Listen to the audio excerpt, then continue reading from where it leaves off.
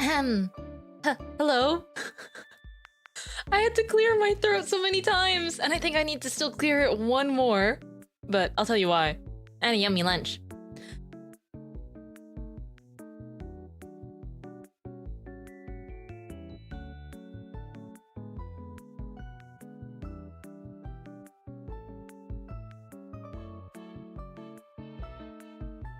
Hello. Hi, I'm Mintmai. I missed you. How are you? How's your week been?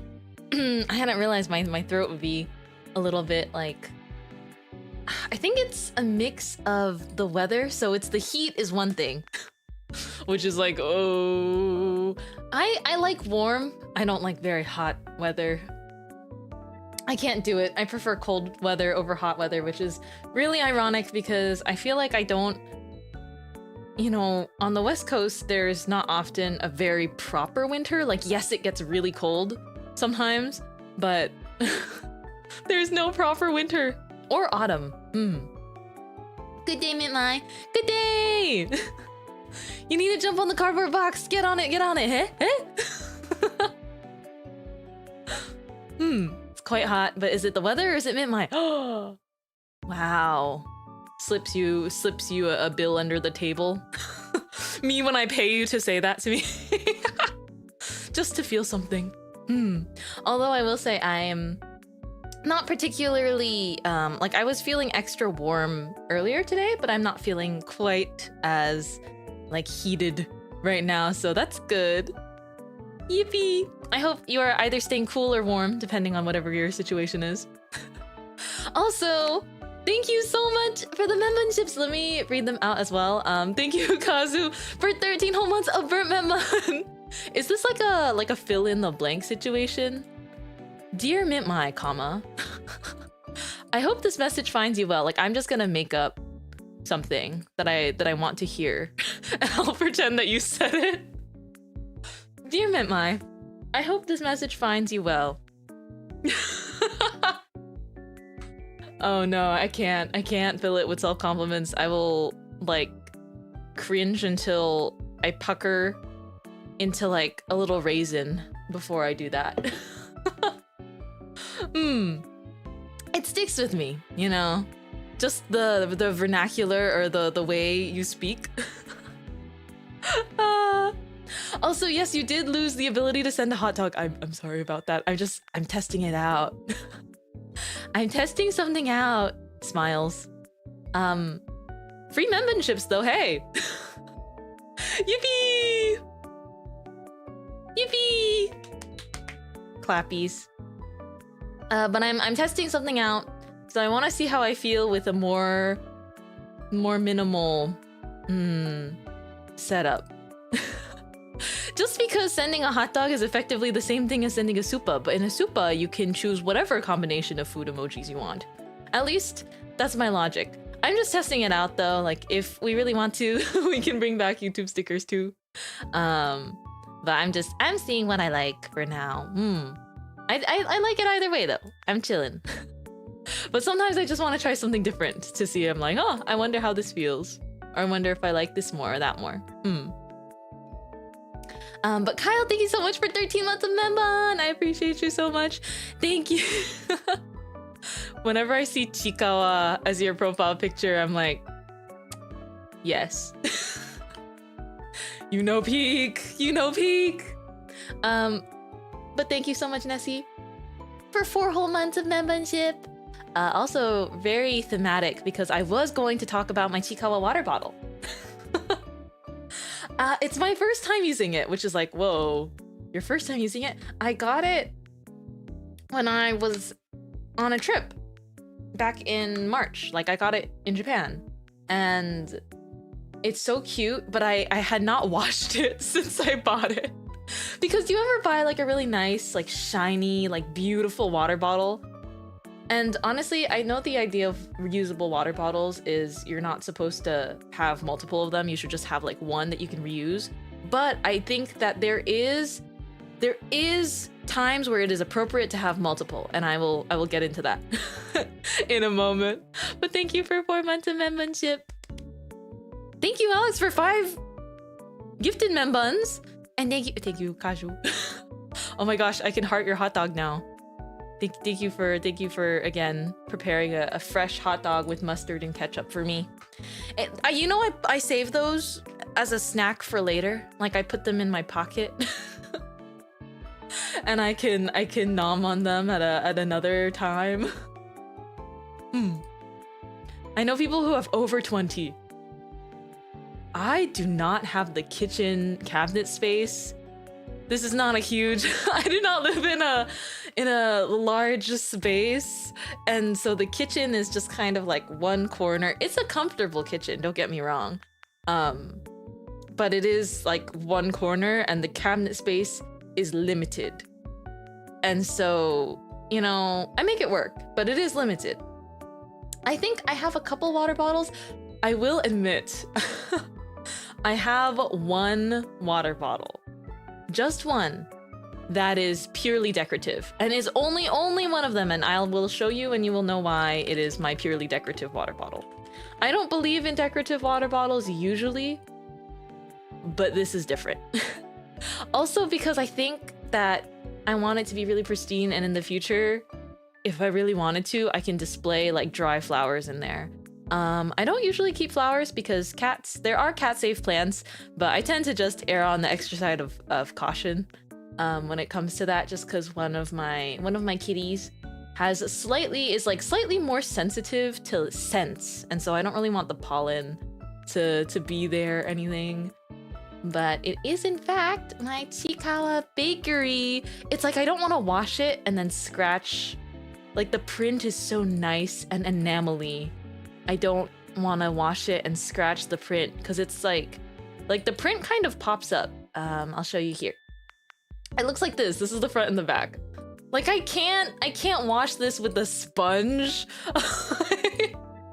I mean, I know you're not supposed to feel too precious about things you're supposed to use, but like I don't know how to explain it, but the print is like on top of the water bottle and it's shiny and kind of 3D-ish.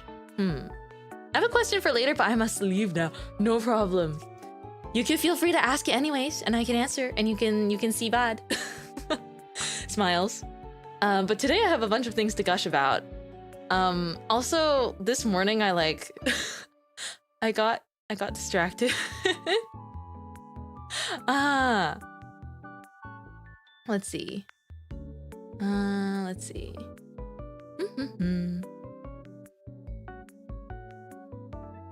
Sorry, I have to respond to a message really quickly. I have to reschedule an appointment.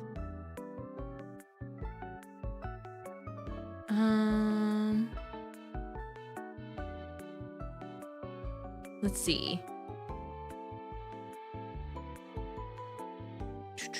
I'm thinking. I have to choose between times. Why would you provide me with the list of times? But I have to respond immediately. Sorry, it's just about one really quick appointment. I just got the message and I was like, I've been #taking care of my health. Okay, Offkai's coming up soon. Will there be an official Mintmai fan merch catalog like last year? I would like to make one. I will admit I am kind of waiting because some people have let me know that they will have merch of me. I posted a tweet, but I obviously want to make a catalog. Like I would still like to make an official looking one. And then let me also send this. I saw this tweet, which actually, if you see Mintmai fan merch that is like at a certain table and it's not listed here in this lovely website, so Michael created this, I want to say website, and you can like search by artist and you can search by like VTuber names. And so right now if I look up Mintmai, like in the search artist tables tags or products, if you search up the tag Mintmai, there's 6 tables and it's really convenient, but I still want to make a cute I want to make a cute graphic for you anyways, but I just want to wait until I am more certain of that I'm like including everything. Because I do completely understand that with merch things, it can be really it can be a really stressful crunch sometimes. So sometimes people are not even like 100% sure about their catalog because it depends on if the items get shipped to them in time. Sometimes it really does depend. But yes, I also have this tweet where in the comments, people that have merch of me for either off-Kai or upcoming conventions have been commenting. So I should probably retweet that or kind of quote it sometime to be like, hello. If you still want to poke me and let me know that there'll be something there, please do. But if there's anything I missed, you can also let me know. Or you can also fill out that sort of community survey for Maiko's website, which is really, really handy as well. Yeah, but I would love to make a catalog. I'm really jealous. I'm having regrets punching the wall. No, it's okay. Oh, let's get into that later. Let's get into that after water bottles. Oh, me when I like looked up flight prices yesterday and I wanted to like claw. I wanted to like pull my eyelashes out or something because I'm like, Mintmai, why did you not think that you like how did you think that you wouldn't get FOMO this year? How would you think that you wouldn't get FOMO this year? Because I had definitively decided actually after off-Kai last year that I will no longer be doing conventions piloting like me piloting, you know,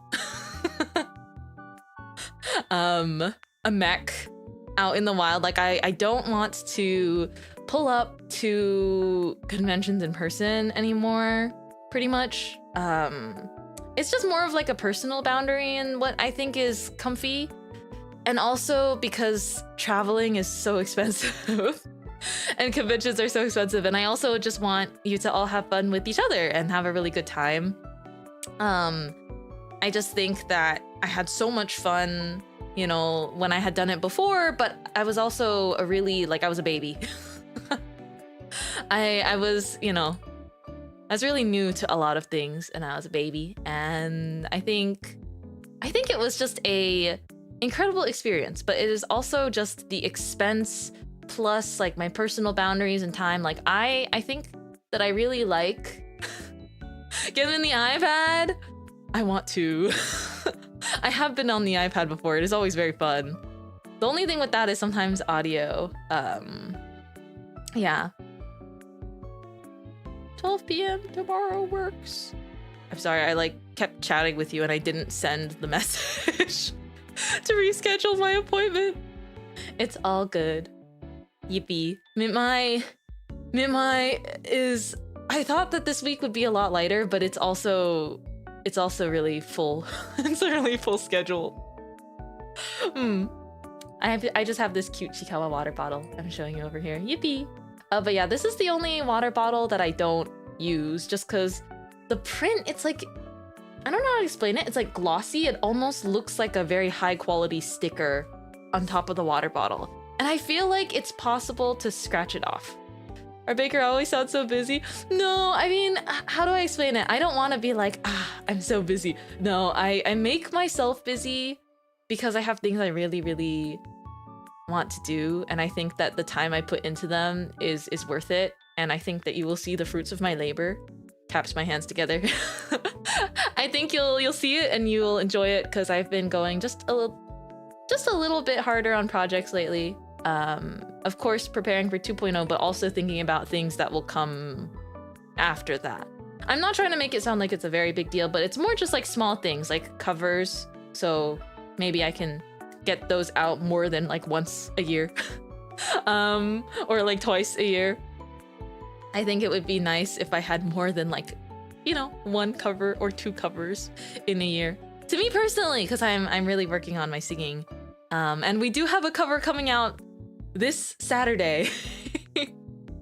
I saw many people were confused because I tweeted a teaser two teasers actually. Oh, I'll put them side by side for you. In the most recent tweet where it was good night, comma, that's supposed to be like the glitchy or the blanked out text is. It is letters. It is letters for a name. And I think some people have seen the individual in question before, but probably not. Like you may have not met them before. But it is my lovely friend, and so I would really like if you haven't met my friend before or this friend of mine. I have talked about them before. But if you have not met this friend of mine before, I think this cover is really special to both of us in terms of like our friendship. But also the song was a song that I picked, but I specifically wanted to sing it with her. So I'm very, very excited. We also basically pulled together the budget for the project. Like we split the cost, if that makes sense. And we were like, smiles at each other. Okay, let's budget and let us just get like really nice art. Not to say that really nice art is, I want to be very clear here. How expensive a commission is has nothing to do with the quality. It just is the value of the artist's time, right? But this time around, we were just really like, let's find an artist we love and we will like make it work. Like, let's find an artist that we think will draw exactly what we're looking for this cover. And like, because we're splitting the project expenses, I think we can manage that kind of thing. So I'm very grateful that they wanted to go all in with me on this. But look at that. Look at this. Oh, do you like it? Hee hee. Day night. And I don't want to talk too much about this just yet. It's not fun to spoil everything. But you might notice this is not an outfit I've worn before. It's a special clothes. Special costume just for the cover. Or not even costume, it's something I would wear every day if I could. The art looks delicious. You haven't even seen it yet. It's pretty breathtaking. And I'm really grateful. Yeah. Speaking of which, the reason why I needed to start stream an hour earlier today, honestly, I probably didn't have to start an hour earlier today. I just thought it would be better to, because I want to spend more time with you. Smile. But actually, a long distance friend of mine, I didn't ask them if I could talk about it or not, so I'm keeping it, I don't know, I'm keeping it vague-ish, but a long distance friend of mine, she's coming over. It was like super last minute, but she was like, I'm rapidly approaching your location. And I was like, okay. Just kidding. But she's like rapidly approaching my location because she's in the area for like unrelated reasons. She is like in the area for unrelated reasons. And I saw her before. Like I've seen her not that long ago, but it has been, it's not that it's been a long time. It's been a few months, but I think this is someone I can only see like once or twice a year. Which sucks when you're close friends. And yeah. Yep.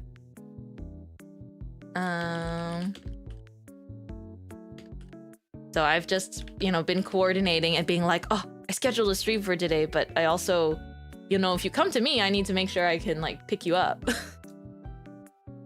I don't want you to get lost in the area, around the bakery. I gotta guide you. Long distant friend pain. Yeah, it's like hanging out is, I really think hanging out online is so wonderful that you can connect with people that way. But I do hope that if I am so lucky, if I continue to be oh so lucky that, a lot of my close friends and I can still find chances to meet despite the crazy scheduling that goes into it, or the travel potentially. But yes, they were just in the area for unrelated reasons. So I was like, well, we have to at least get a meal together. So just to have extra buffer room, I didn't want to start stream at like 2 p.m. and then keep having to be like, oh, I don't know when I have to go soon. Because there isn't a super specific set time on the ETA. It just depends on traveling times.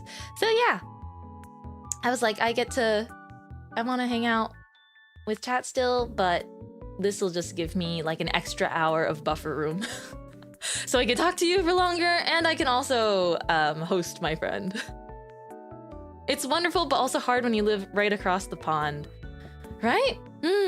I hope you have so much fun. Everyone going to Offkite, I hope that you have so much fun. If you are a convention fan, convention attendee, I hope you have a great time. I'm jealous. I'm still punching the wall. I'm like, oh my goodness. It's a ridiculous amount. I've never booked any kind of trip like so last minute. So when I was just looking out of curiosity, just like, hey, what if I tucks hair behind ear? I looked and I'm like, blinks my eyes. I'm like, it's so insanely expensive to book a flight just 1 or 2 weeks in advance. This is why you always do things 2 months out or something like that. Can I go on a really, really short mini rant to you? Yes? Thank you. Thank you so much for giving me permission to rant about this. Dynamic pricing will be the downfall of humanity. Concert tickets, event tickets, flight tickets, train tickets. Dynamic pricing will be the end of humanity. Why? Like, amusement park tickets? Like, why would you play with the human psychology this way? Just because a certain day is more popular to go, just because you can supply and demand, does not mean you morally should. Because I know for a fact, I have been on airplanes that are like almost empty. You cannot be charging like triple the amount it normally costs for your very empty flight just because someone decided that they needed to do something last minute or they had to do something last minute. I think it's like extra, it sucks even more. It feels even more malicious knowing that in life there are a lot of last minute emergencies that you have to like travel for or like hop on a plane or something like that. And it's like, there's no breathing room for this. You are just punished. like it makes me so like, dynamic pricing, my butt. Like I get that everyone's more free to go to amusement parks in the summer and to do things in the summer, but like summer tax is crazy. It's really unfair. Guess what the discount prices for the World Cup final on Sunday are? They're still almost $8,000. I just don't get it. I mean, it's just greed. Like, I'm on the side of understanding that all of these things cost money to run, but just pick an even price that offsets that cost and you're good. There has to be a more fair way of doing this. But yeah, World Cup tickets are like, wow. Whoa. I will watch the free highlights on YouTube. Thank you very much. It's like to go in person is so expensive because they know that the people with the money that are really hardcore fans will just spend it. And I think that it's still taking advantage of like the fan culture and the fact that people feel so passionately about the thing that you're doing. I think it's so bad. I'm like, grumble. Everyone needs to make money, but some of you are some people out there grumble. Anyhow, I took that personally. I checked the flight cost and I took it personally, and I literally told my friend, I was like, what if I just take the budget airline, which by the way is also like unreasonably expensive, because with budget airlines you have to pay for like everything. Like everything is an add-on, like luggage and whatnot. Everything is added on, and also the planes are like not very comfortable. You will get to your destination. I personally have not sat in like a Spirit airline or like that sort of airline before, more so because I think I'm way too nervous about it being unsafe. Even though flying in general is very safe, I'm just like worried the plane will fall apart. I'm like, why is it why is it so cheap sometimes to like fly these budget airlines, right? But then Spirit Airline no longer exists, and I'm like, that's why it was so cheap. But my friend did fly Spirit Airlines once upon a time, and like one of my friends, and her review was that she thought her legs were gonna fall off. Like the seat, I don't know what it was about the seat. Maybe it was also just like I being someone with considerably long-ish legs. Like unfortunately, I care about leg room. I can squish in economy class, no problem. But like, at least I can still have a little bit of leg room. Like I don't have to extend my feet. I just want to be able to sit without my knees kind of like crunching toward me. Which thankfully most planes are very accommodating of, regardless. Like I can sit and my knees are sort of like 90 degrees at least. Or there's a little space to like stick my feet under the seat in front. Just a little bit. But I fear a budget airline, because this friend of mine that thought that their legs were gonna fall off, like she's shorter than me. she's shorter than me by a bit. So I'm like, if you're saying you had no leg room, like what on earth is contortioning myself into that chair going to look like? I'm just being dramatic, but it's also one of those things where it's like sometimes the price difference is not worth it. Like when I had a 26-hour layover when I was coming home from Japan because I decided to not take a direct flight because it was cheaper, but there was like a bajillion delays in my layover. And so I literally was awake for 26 hours and traveling that whole time, lugging my luggage. And just thinking about my cats and just being like, ugh. I learned. I'm like, I understand. Maybe I should never have a layover ever again, unless it is one of those things where you have to fly to a location that is only available via layover. I'm like, but international flight, like these flights from, you know, like between or to major cities like Tokyo or something like that, you can just pay more and just have a direct flight. Just I can live with it. Waiting for a cat to fly in with a cape to come rescue me.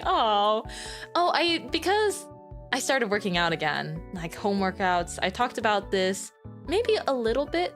Not sure if it was last week or a few weeks back, but I have been just working out again, which makes me feel better in terms of like my energy. Like I feel more awake. And I also think it's nice because then at night I feel tired. Where sometimes, even though I do tons of desk work during the day, when I lay down in bed, it's like I'm not quite knocking out to sleep as well, because I'm either thinking about things or just because all my work was very sedentary and like screen related. So exercising is nice because like at night I'm like, my muscles are relaxing and I feel like I got my movement in today. So it's nice. I just take maybe, sometimes it's short too, like 20 minutes, 30 minutes, maybe 40 minutes if I feel like doing more. But always remember to warm up your muscles and also stretch after. That's important. But today I rolled out my mat and my 3 cats just like started surrounding me because they really like the texture of my yoga mat. I have to sort of convince them or like pull them off of it so that they don't scratch it.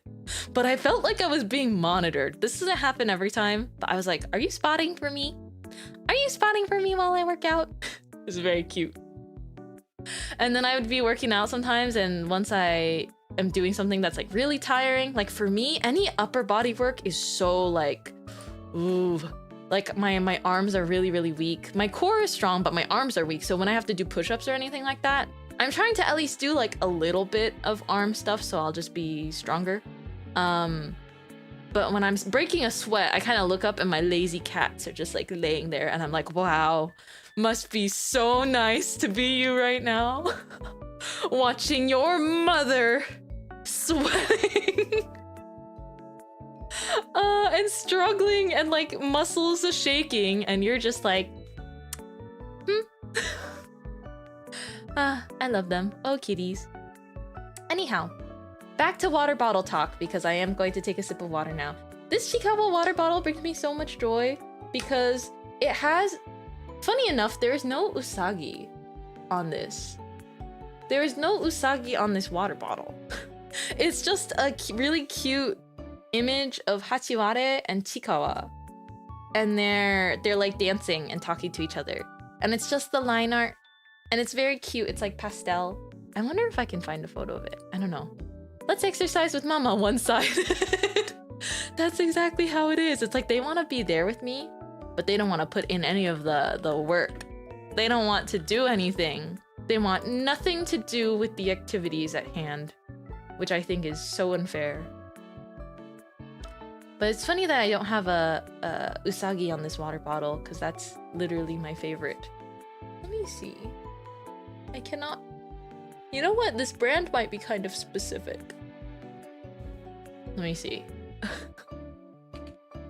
I think it might have been a specific collab good.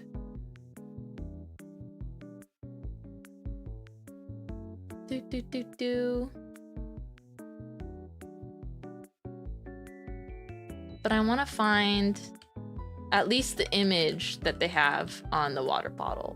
It is official though. Did I miss you explaining what the teaser yesterday was for? Oh, it's smile. It's for a song cover.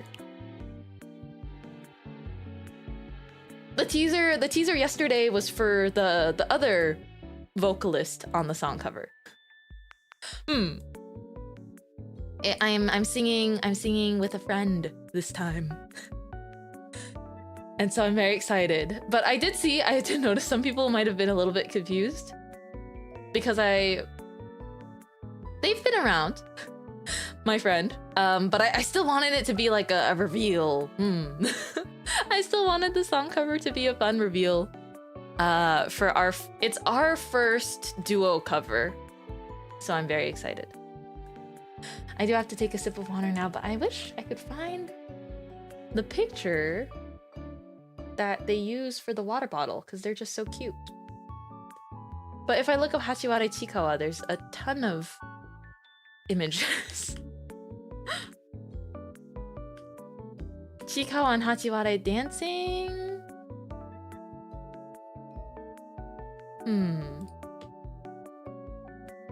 I was like, I guess we're doing silver hair now. No, it's not me. I hadn't thought that I didn't realize that anyone that sees it like super...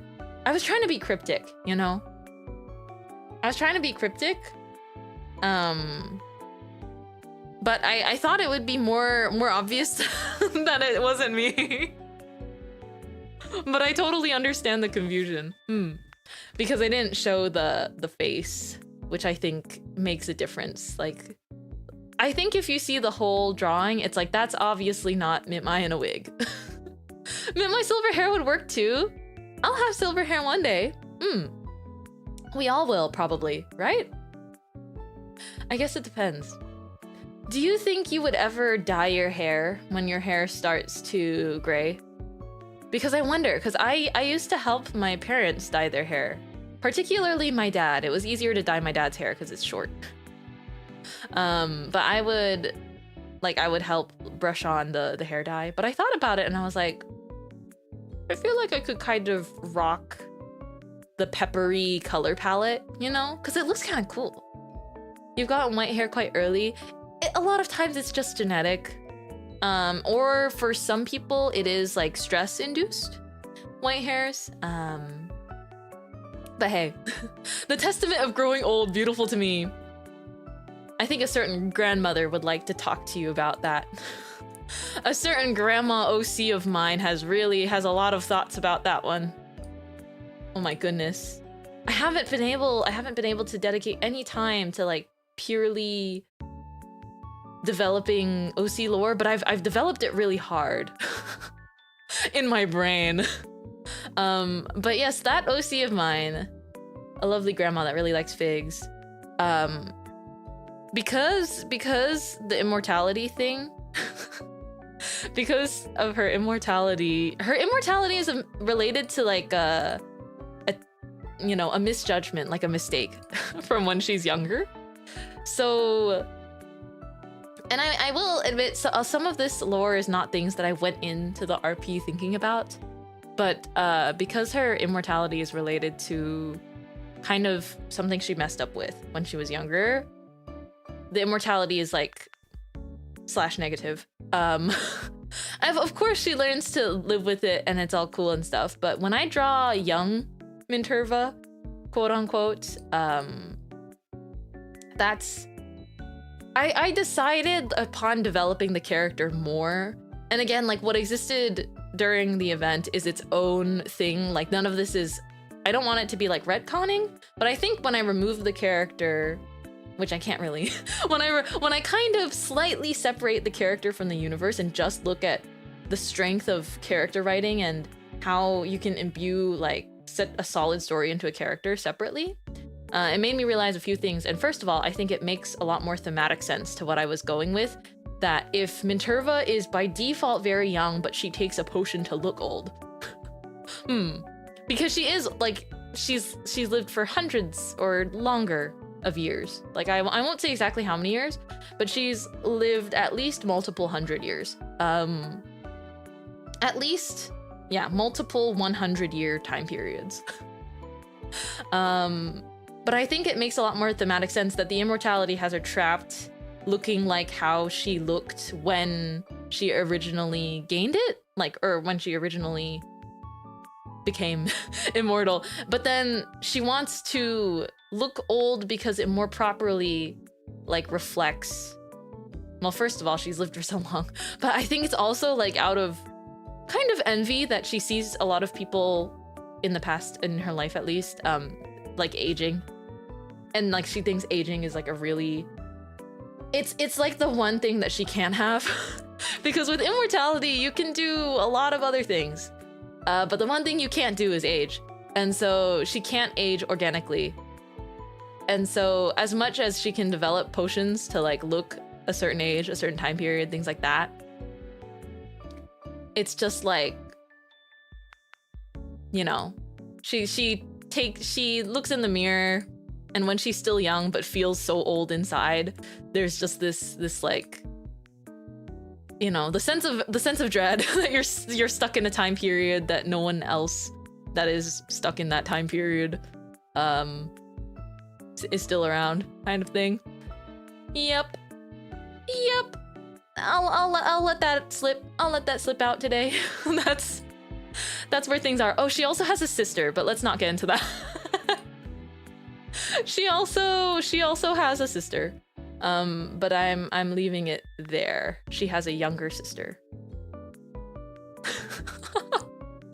Me, when the OC creator sometimes is just like, oh yeah, by the way. Oh yeah. I mean, long gone by the events of what you were able to see in a roleplay server. Please, Mintmai, please. You know, these things just, they just appear sometimes. They just surface. But I've thought about it definitely more than I talk about it. Also, there are certain songs that I really strongly associate with her. But I hope to at least cover one of them someday.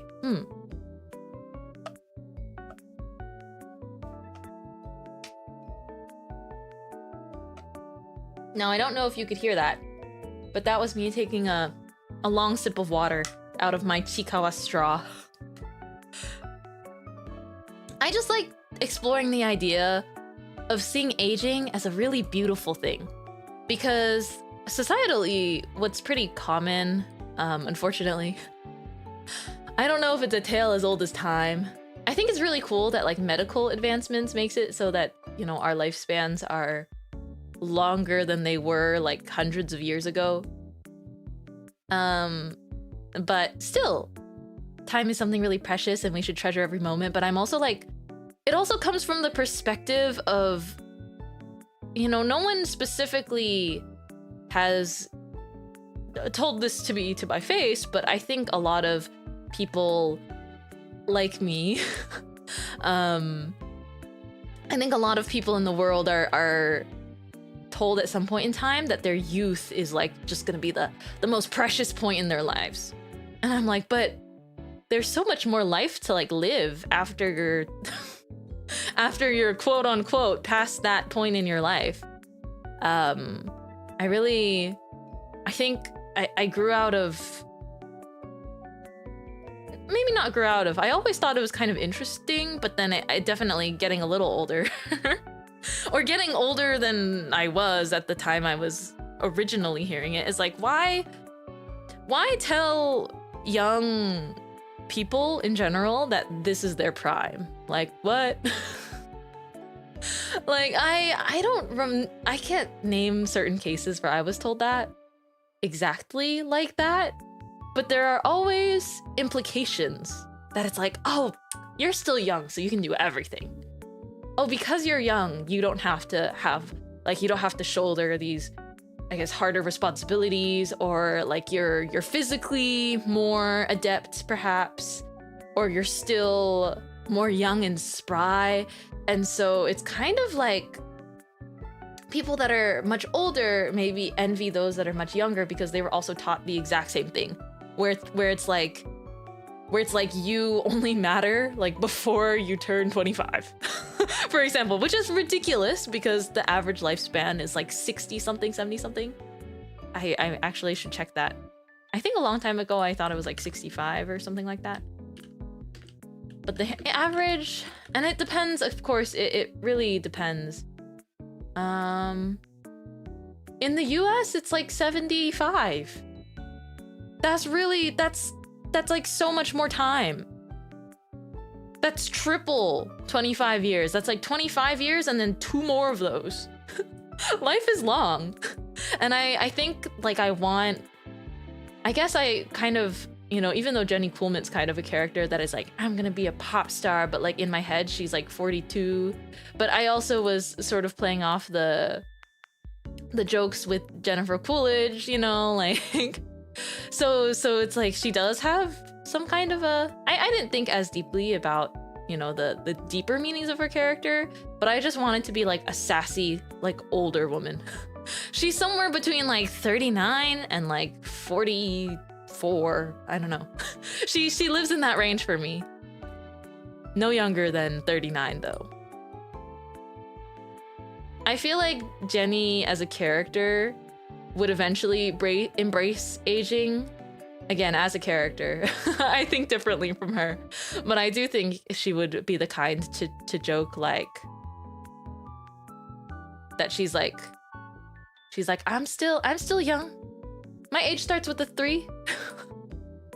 But I personally just think that, you know, even at 40, you should be able to feel that your life is not over, because like it's kind of, you know, you're really just living it. You know, you should really be living it. That's how I feel about those things. I care about that. And also when it comes to things like beauty and like, you know, handsome, beautiful, etc. Like these things are very subjective, but we kind of have a very narrow idea of them. At least the media will portray a very narrow idea of what beauty is, which is such a very narrow slice of the pie that is like everyone on Earth. So few people can naturally fit into that really perfect, and again, I don't even like calling it perfect, but like that very curated standard. That's a better word. And I think that, you know, with age, it just, I don't know. I think people shouldn't worry much about getting wrinkles or sunspots or things like that. Like, yes, of course, for health reasons, like skin cancer, you should absolutely wear sunscreen, but you shouldn't worry about getting like blemishes and scars over time. Like, it's just marks that you existed for a while, and I think that's cooler. I still have it's very faint, but I have a little scar from my cat. But then I like being like, it's like, I hope it's there forever, because then when I see it, I'll just think of my cat. That just made me like really emo for once. Like, that just made me so emotional, like positive. Out of nowhere, I was just like, oh my gosh, yeah. I have this, it's like a light line, and it's because I was hugging. I was hugging my cat, and he was done with it, but it's kind of actually, I don't know how to explain it. It's so unnoticeable if I showed you, but I don't want to like lift my shirt and show you. But it lines up with like a rib of mine, pretty much. So it's just kind of like a little parallel. Like, I think it's a short scar. I feel like maybe like an inch at most. The very visible part of it is probably like 3/4 of an inch, but it's just like a slightly darker line, and it sort of lines up with my rib cage, and I'm like, I think it's cool. But no one will ever see it, because even if I wear a crop top, it's like covered. It's just for me. It's one of those things that's just for me. I also have a birthmark on my back that's like a heart shape. And I remembered my parents they told me to go see a dermatologist, which I did because I have some moles and birthmarks, and they wanted to check that they wouldn't cause like problems. Because if you have like larger moles or birthmarks on your body, it's good to get them just seen, because sometimes they can be like a sign of something else for your skin. Or of course, I guess the glaring concern sometimes is like cancerous related things.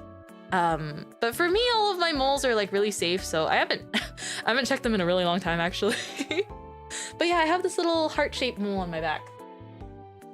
I actually don't know if it's on my left or my right side.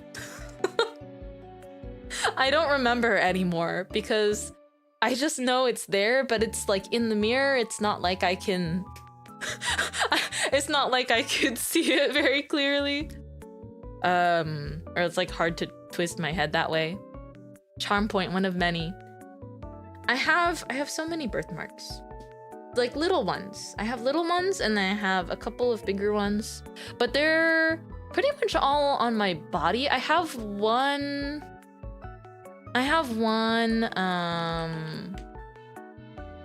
somewhere like, again, I'm not really great at seeing it. I think I would have to fold my ear.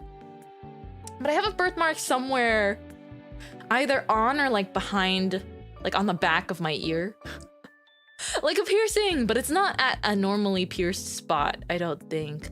But something I did think was really cool is my older sister also has an ear mole. It's like a very small birthmark, again, and it's the kind of thing that, you know, we only notice because we're around each other like all the time. But I will see it from certain angles, like she has an ear mole too. And so we actually both have an ear mole. And I don't know if it's on a matching side, actually. Did someone else see it? Well, actually, when we were babies, my dad did like... Very sweet man. But the first thing that happened when we were each born, according to my parents, this is what they told me. So my mom obviously is exhausted, but at some point they let the other parent like hold the baby, right? While the other parent is just like chilling for a moment. So one of the first things my dad did was like lay us on like the table. Like a lab investigation, and he did like a full body inspection. He was just like scanning for any like potential injuries. He was like, did they get like scratched during like the delivery or anything? Like he just like flipped us over. Yes, I mean, I think that makes sense though, you know? And he took note of the tiny, he said it was the size of like a needle dot. He took notes of the tiny birthmarks he saw on us, because, you know, like the ones that were obviously not dust. But because he would want to know like what they would look like later in life potentially, right? Or just to make sure that it's not anything concerning. So you should, you know, probably check if your baby's got any marks, inspecting the merchandise. Yes, one of a kind, self-produced, you know, it was a collaborative effort, I suppose. Stopping there, pause. Okay, we continue. But he told me that my birthmarks now, the one on my back, and then I have one more, and they're not huge, but they are, I've seen some really cool, like very large birthmarks on classmates of mine before. But I want to say it might be the size of like my pinky nail. Like I have the one on the heart on my back is kind of the size of maybe like a pinky nail, or I guess my pinky nails look kind of small now that I'm looking at them, but like maybe like a pinky nail size, or you might have you probably have a different nail size from me, so it might be like half the size of an average nail. But I remember, and there's one more birthmark of that size in a more visible spot. But I remember my dad being like, oh, I remember seeing that when you were a baby. It was literally the size of like the tip of a needle point. And I was like, wow. And he's like, wow. People grow. Crazy. But he did that with both me and my sister. Just like birthmark inspection, basically. Which is cool. And I'm thinking about it. Oh, there's one more thing. This makes my mom crack up like crazy. This is something we talked about when I was little. I have something that looks like a birthmark. And it's not somewhere you can really see because it's on my foot. And it looks like a birthmark, but my mom insists that when I was a little kid, I got like a piece of dirt that like mud or dirt that like caked on my foot and like dried there. And she said that I washed it off supposedly. But I'm like, is it a tattoo from nature? It's small. It's small, but I just have like this light brown mark on one of my feet. And she's like, that is the dirt that I like didn't wash off your foot. How is that possible? I don't know, but my mother will like insist to the high heavens that that is not a birthmark and that is like a stain. And I'm like, how many years has it been for it to be a stain? But she insists because of the pattern of it. She was like, I thought I told you to wash that off. And I was like, when? And she was like, 15 years ago. We had this conversation because she only noticed it when I was like a slightly older child. So I think she was like, I thought I told you to wash that off. And I was like, what do you mean? And she was like, yeah, when you were 5. And I was like, hold on. Hold on, what? Actually, I think it might have been before I was 5. Anyways, when I was like really young. I think because again, it's in a not very visible spot. It's not like she would particularly check for it. I think it's so funny. I'm like looking at it right now. I'm sitting with my legs crossed today. So I didn't probably because I was 3, 4, or 5. Like I was really young. But again, it's like not quite on the sole of my foot, but it's sort of close. And it's just like one or I'm not one. I would say it's like maybe 2 shades darker than my skin tone. It's just like a light brown, like a very faint brown color. But when I look at it, it's definitely not even the shape of a birthmark. It's like, hold on. We're starting to get a little bit too close of an inspection. Honestly, I think I did get a tattoo from the Earth Fairy. It looks like... It kind of looks like a flower with a leaf on the end, but that's me being really generous to the aesthetic. Hold on, let me draw it. I'm gonna draw it for you. How can I do this?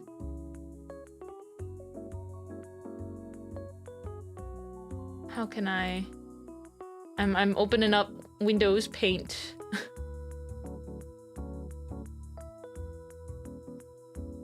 Cause it's like kind of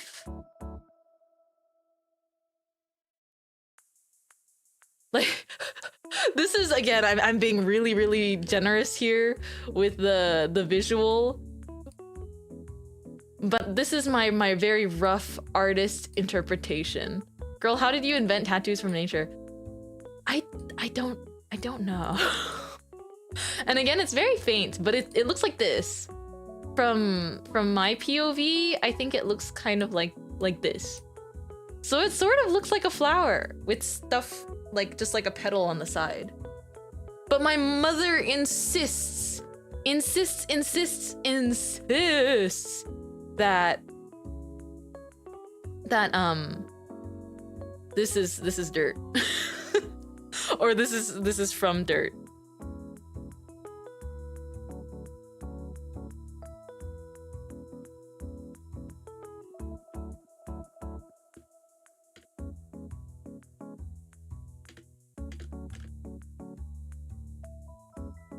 Grapes, muscat. Wait. If I rotate it this way, because the way I drew it isn't perfectly accurate, of course, but actually if I put it that way, it does look even more like grapes.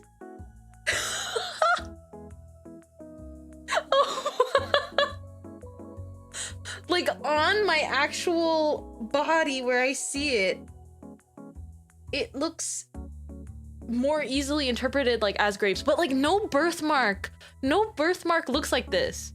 And so that's why I'm like, I have no choice but to believe my mother, who's very smart, her being like, oh yeah, you like didn't wash that off your foot when you were 4, so now you have that. But it's like not wash offable.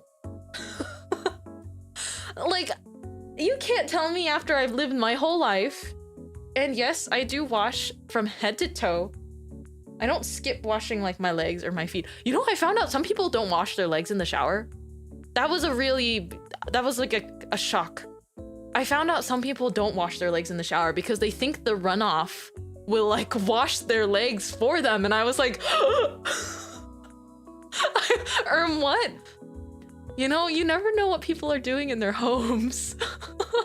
I was on a walk the other day and one of my neighbors, like not a nearby neighbor, but one of my neighbors, like that's like a short walk away, just in the neighborhood, on a different like floor, had his window wide open and he was singing like crazy loud while jamming on his guitar. But it was one of those things where it sounded like he was singing, but like probably not even recording it. Like he was just jamming out for himself. And honestly, I was applauding him from street level. That's not how that works. Yeah, I didn't know that was a thing until I found out that was supposedly a thing. It was really shocking.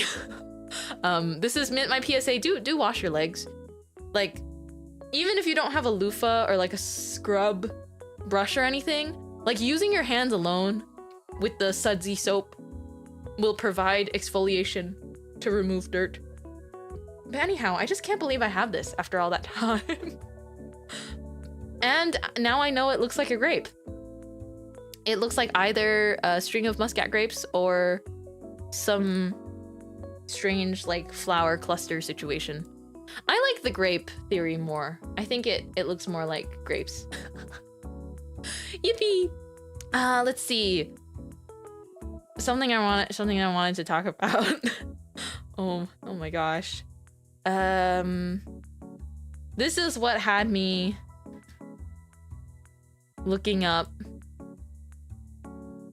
This is what had me looking up flights and then disappointing myself.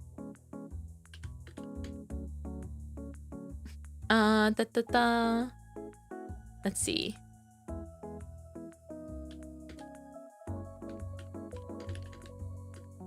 I'm gonna save the picture, or I think I have it already here.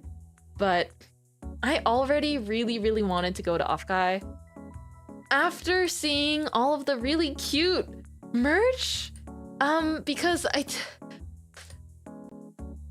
you put the cheese in the string trap situation, you know? And I crumble. I crumble if what you put there is like really cute merchandise, which is everything. And of course, I feel so flattered and over the moon that people want to make merch of me. So like, are you kidding me? Are you kidding me? A whole stamp rally.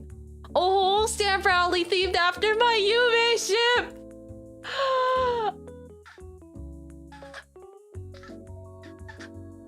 Okay, Yoon was really sweet and said that they would save me a prize pack if either I went or if I had someone to pick it up for me. So I have to start figuring out details ASAP, but I'm just like heavy breathing. Heavily breathes while looking at this, hyperventilates a little bit. Also because I realized that for the theme of the stamp rally, they used my like for a lot of the merch in the prizes. I don't know how they coordinated this or whatnot. Like I really like us in really cute casual outfits too. But in a lot of these images, it is actually the outfit design that I drew. Because my Yume ship. Because of my Yume ship.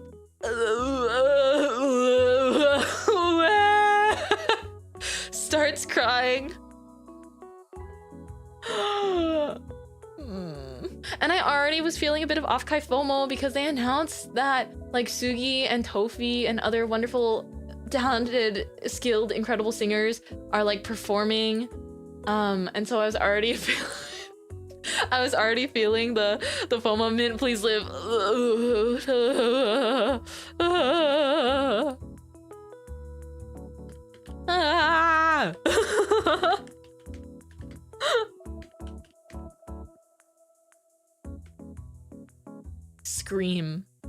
Screams to high heaven. Screams to the heavens and to all the hells of the world. Any location that is not on this plane of Earth can hear me. Oh, we can FOMO together. You're not going? I think it'll be, you know, regardless of whether or not you go, I hope that a lot of the lovely artists will share things online afterwards. You know, one day I want to do something at a convention. I don't know what. But someday if a convention will have me, I would love to like do like the concert or something like that. Or participate in one. Yeah. I just, you know, I think I'm really focused on doing my best to be just the best baker I can be. And if anything like that comes into the horizon, then I'll just be very, very lucky. Because it is very luck-based. Ohio! Live version of Cupid, let's go. I will keep working on improving my singing. I just care about making people feel something when it comes to performances. I think, like, I don't have to be the best dancer or the best singer, because I feel like, you know, I would never be able to be the best at anything specific. I can only be the best at being me. So I just want people to feel my passion. But yes, this also makes me feel very passionate. This merchandise, because like, oh, thank you to all the artists that, you know, planned this, made this like real, and just like made my year. What is this poster? It is me and Maya. At an event. There's going to be some merchandise of us if you support these artists, but it is an event in America. But I hope that you can enjoy the beautiful artwork. I'm just really so normal about this. Oh, also, have you seen the ribbon Stella made too? Shoutouts to all of the artists that are feeding me specifically. They did this for me. Maya sent me the ribbon and I sent her back this stamp rally tweet when I saw it. I was like, can you believe this? Sorry, I'm just so happy. I'm like, honestly, yeah, yes, the FOMO hits crazy hard, but I'm like more happy, you know? But like, look at this ribbon that Stella made. I went to Mintmai's bakery, but all they had was fairy bread. I'm gonna stick this on my forehead. And sticking this on me. Are you not going this year? I made it my personal determination that I wanted to focus really hard on doing everything I could just at the bakery. From the bakery. Yeah. If you're no. Yeah, I think it's mostly that it's far. There were Japanese, I know Japanese fans, European fans, people from all over the world can come to America for this VTuber event, but America's too far, right? And 遠いです。本当に。でも、how do I say it? でも、イラストが可愛いです。So I hope, you know, we can enjoy the illustrations even if you're far or not able to attend the event. Just to me, like seeing this art is like it makes me so happy. Seeing this ribbon makes me so happy. It's so fun. まだまだありがとうございます。私は勉強しましょう。I'll work hard. I have been practicing a lot though because I want to 日本語上手になりたい。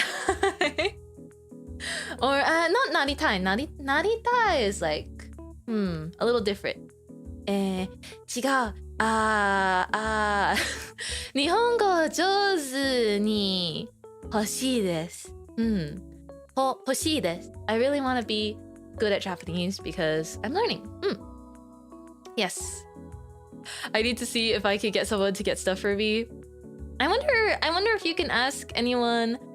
I suppose always, you know, obviously be careful if people have to like ship stuff to you, but I think if you have close and trusted friends in, you know, any of your circles that are going to Offkai, you can poke them. But me and Maya were looking at it and we were also like, we need to get our hands on this. We have to ask. We have to ask for this. I will figure it out. Smile. But I did decide last year, convention update. I just don't really want to appear at conventions in person. Or I just don't want to attend them in person for the foreseeable future. Mostly because I think in general, I mostly just like going for the artist alley and some events, of course, like concerts specifically. But traveling is expensive, and I think for me, I have to think pretty hard. I have to weigh it because it's like with traveling being so expensive, but one of my favorite parts of cons being spending money, like in artist alley. It kind of just becomes like, okay, so you're spending money to have the ability to spend even more money. But I just love spending money.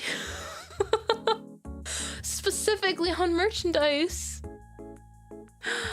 I even wanted to tell you guys even more about stuff I want to spend money on today. Can I? First of all, wait, let me talk about something that's totally free. I found out yesterday, thanks to the beautiful YouTube recommended, that there is a Hamilton entirely done in Minecraft. And like they covered the songs, they built the stage in Minecraft. It is done in Minecraft vanilla. It was recorded live in one take. It's really good though. Like it's amazing, like the production, like the cinema. So please look up Hamilton, a Minecraft musical. It's beautiful. Actually, I was feeling so passionate about this. I actually want to like, can we do a Memba watch along? They only have part 1 out right now. But it's like an hour and 13 minutes long, and I haven't finished the whole thing myself yet. So what if we memba it? And of course, even those of you who aren't membans, I would really highly recommend just watching it for free on YouTube. Stuff like that is why I love Minecraft. Same. You could do anything. But it's like incredible. It's an adjacent community to Minecraft 1000 player Civilization. Oh, I don't know anything about Minecraft communities. I'll say that much.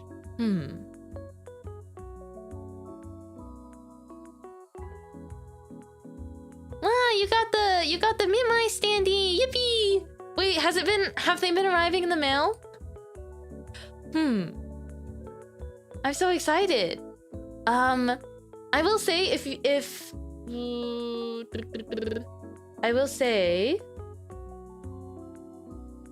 there are some stands left over, but I haven't listed them in the store yet for the new ones. The standees are so beautiful.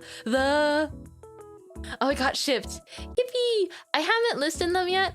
I actually did calculate, or I did count all of the remaining stock. So I have 4 extra Mintmai, 5 Maya, and 5 Sugi. I have a post-it note here because I order a little bit extra, just in case of like scratches or shipping damage. I think like a good buffer room, I always order just a little bit extra. So I'll put them in the store sometime. But yes, I'm really, really glad.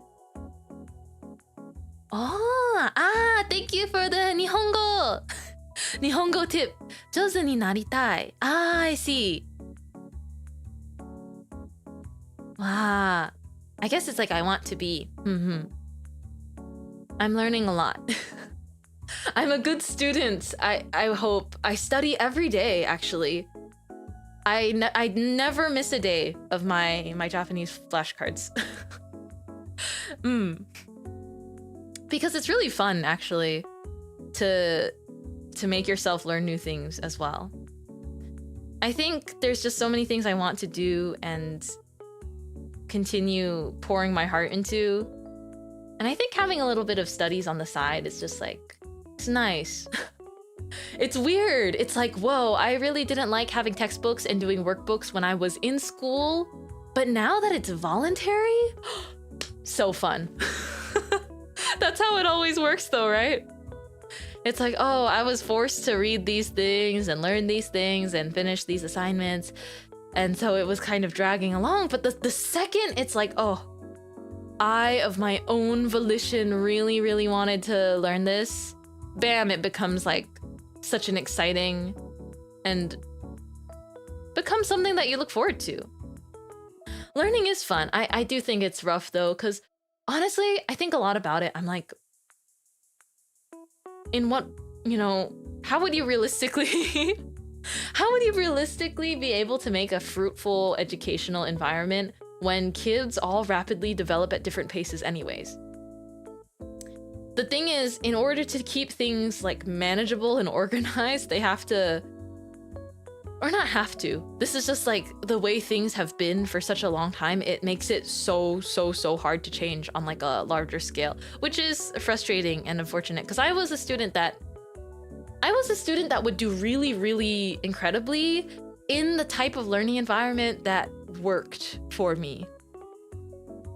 When a certain teacher or professor was sort of fostering a specific kind of classroom or a certain type of learning environment, that worked so much better on me. But I think it's because we're all very different. We're all individuals, and it's like, it only makes sense that we would learn at different paces or prefer different styles. So yeah. Can I go on a doll side quest, by the way? By side quest, I mean Zatsu. Can I talk about dolls? Because I've thought about this before, where I'm like, I need to just have a day where I just talk about my niche likes and hobbies. I was looking at ball jointed doll blind boxes because because they're really, really cute. But I'm just, I'm really picky when it comes to them. But there's so many now. Like so many different companies make blind box ball jointed dolls now. And I was just like, there's this one that's like really cute and I kind of want it, but they're blind boxes. So then I'm like, I can't because they're blind boxes. So I don't want to buy the blind box and then not get the one I want. Blind box is my guilty pleasure. Which ones are your favorites? Are you into like Shmishki or any Pop Mart IPs or perhaps even Item Label? Man, I was thinking about Item Label. I was thinking about it because I can never find my chaser, which is like your dream, I guess, collectible within the Wee Wee series by Item Label. I cannot, like, my favorite Wee Wee is like inattainable because I think it's too rare. It makes me so sad. Okay, it doesn't make me that sad, but it's ridiculous because it barely, like, no one lists it to resell it, and then if they do, it's ridiculously expensive. You want a sucklet? Why would you want a Do you know the sucklet lore? They're like they're decomposters. And like, they're terrible / positive. Do you have a picture? This is my dream Wee Wee. Because it's green, but it reminds me of Melon Pan, except it was from their Wee Wee series like X, which is this is gonna start seeming really nerdy. But Wee Wee is Wee Wee's their little baby things. They have a similar charm. I mean, they have their own unique charm. How's that? But when I first found out about Item Label, I was just like, Item Label is bringing back like quirkiness to collectibles. I would say they're toys, but I do think that they're more so collectibles. Like, they brand themselves as a very like collectible brand, etc, etc. But they do very limited drops of things, especially their Wee Wees, their blind boxes. And basically, once a series sells out, they're not coming back. Sometimes they do, or they've only done this once. There was like kind of the special, I bought this one and I got 4 cows. I don't have a photo of it, but I went and I purchased the Wee Wee All-Stars series, which is actually technically some of their old Wee Wees, like reran, but with little hat accessories. But I got 4 of the same one. Although I do love them. But I got 4 cows, and so actually I've been thinking of letting people adopt them. Or letting friends of mine adopt them, potentially, and I'm like, I will continue to herd the cow and hold on to them, but perhaps this cow may be yours one day. But yeah, I have 4 of the same cow, which is like, it was not cheap either. I bought 4 because I wanted at least some semblance of variety. I did want the cow, but I thought just one of them. Anyhow, the problem is my dream Wee Wee is this one.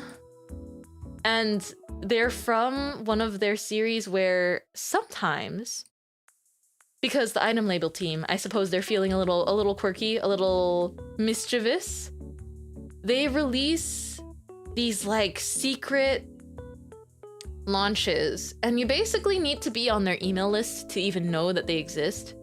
But like, I missed this drop. It like happened before I was like on the Item Label newsletter, basically. But they dropped these little secret ones just to be quirky, where they actually, the branding is like them, they say, we don't know what this is and we want nothing to do with it. keep in mind that this is the same brand or company who on their own about page, all they say about item label, it says about item label. Item label is a revenge-based company. We created item label to show up and embarrass our enemies. This is what we're talking about in terms of quirkiness. Or character. Is it a melon monster? It's a item label wee wee. Like O-U-I, O-U-I.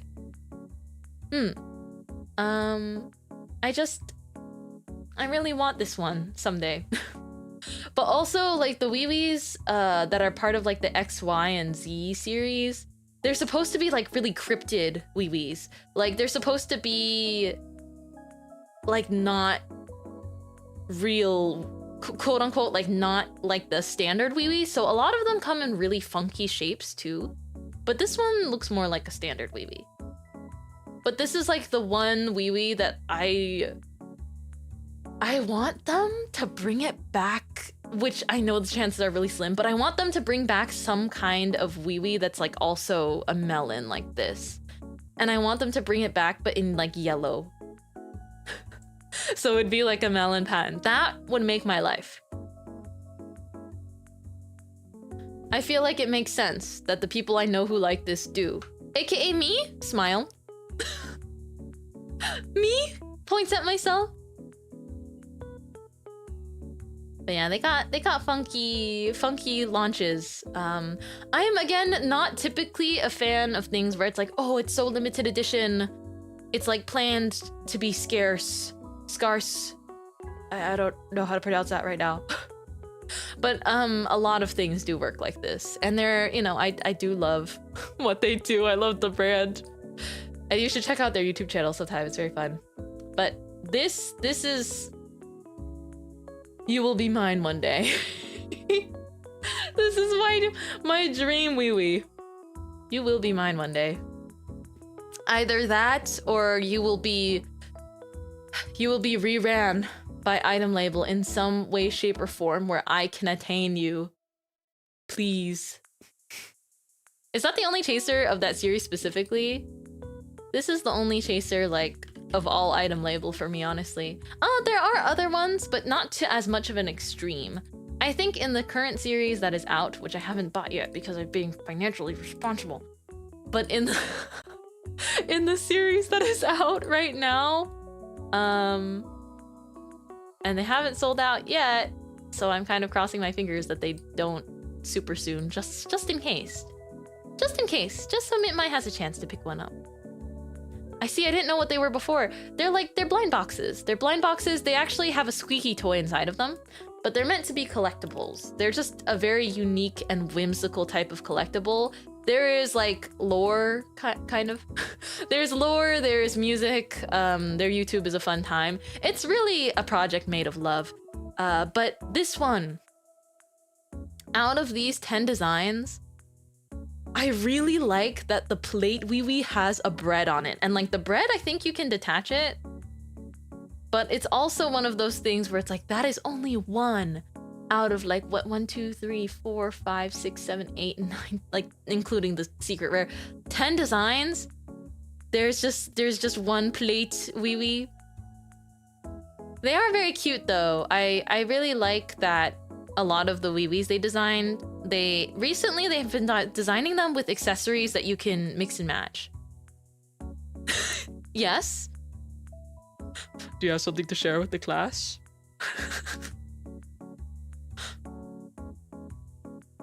I can't believe you would do that to me. I can't believe you would do that to me. I'm unmodding you.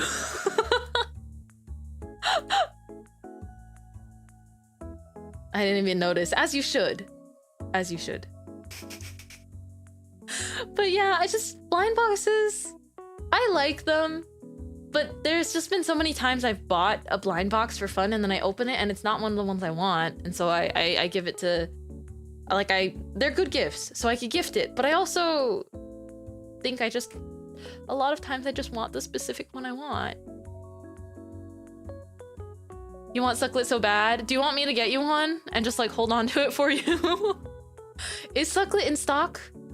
Can't believe that's a sentence that I could say. So, Sugi, they have a $75 super sucklet, which is like the huge one. 3 times the size of a normal sucklet. 35cm diameter. By the way, sucklet is a friend of the mushrooms. It finds extreme pleasure in absorbing the nutrients of treats and by decomposing other organisms. Stare. Comes in original packaging. Let it in your home now.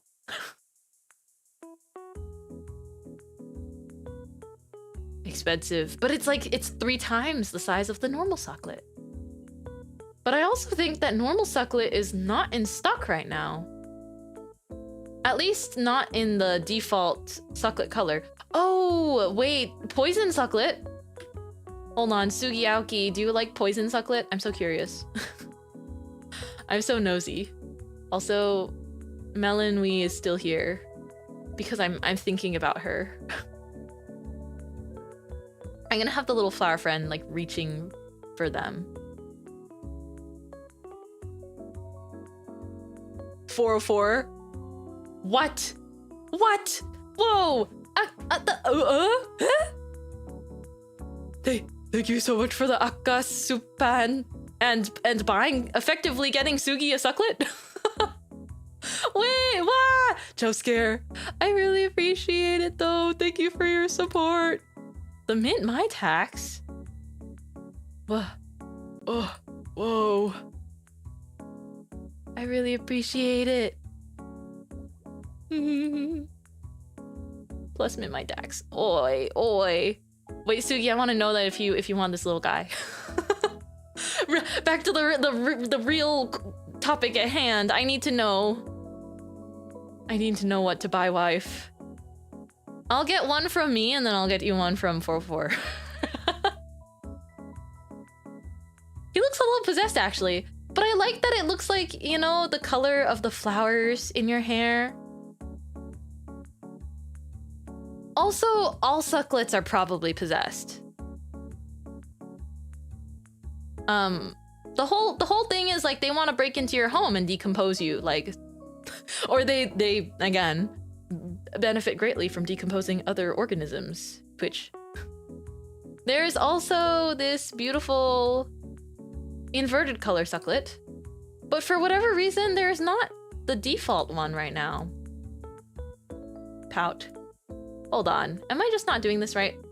Let me search their website. You would probably let it break into your home? You would?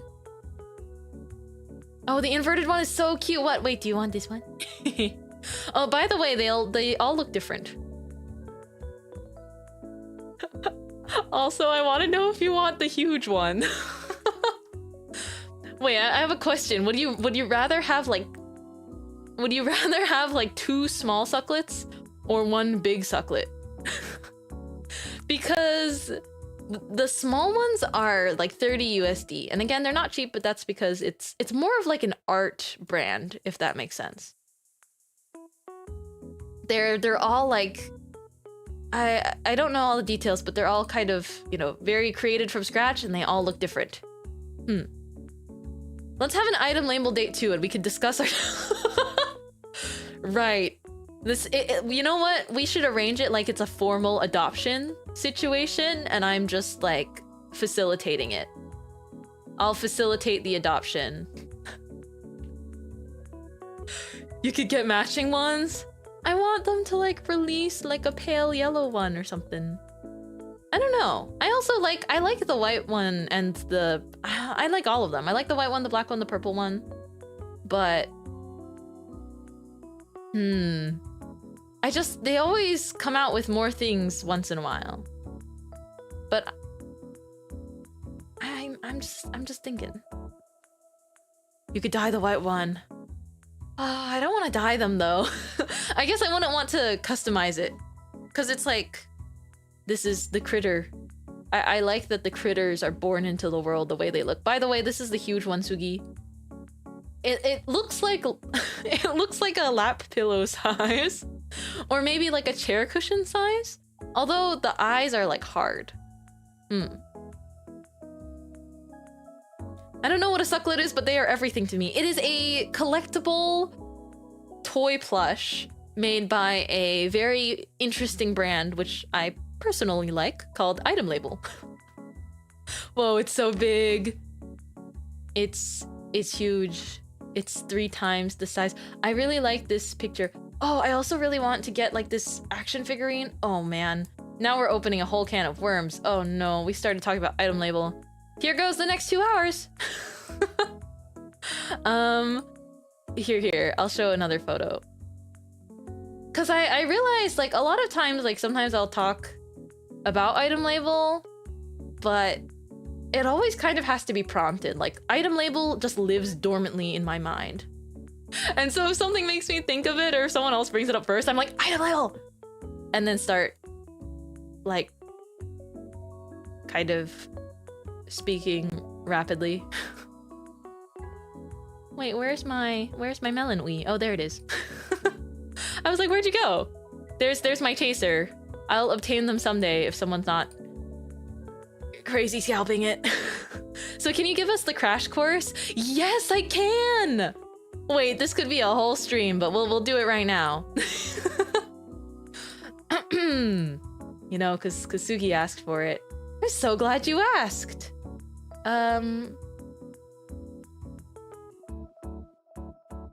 Okay. They are kind of their website is under construction, actually. In terms of their character page, it says, I am working on this page right now. It looks weird. I'll add pictures for everything later too. So they kind of describe every single character, I think, that has ever been released. But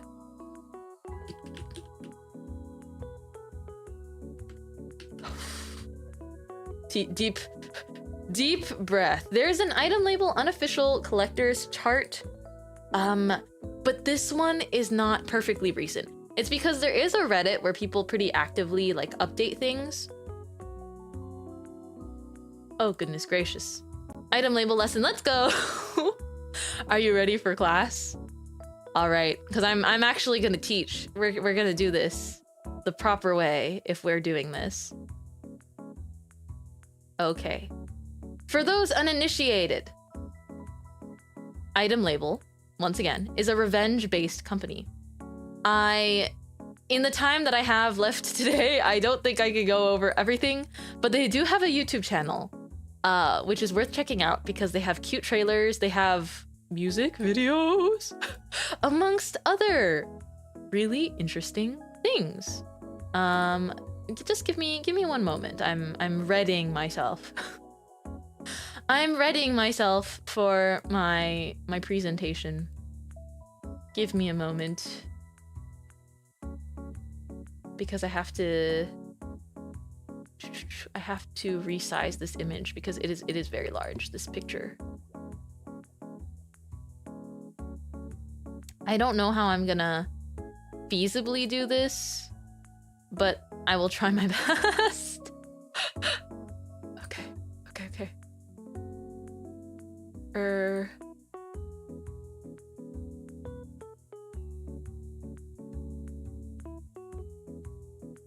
No, don't go in the folder. Let me... Oisha.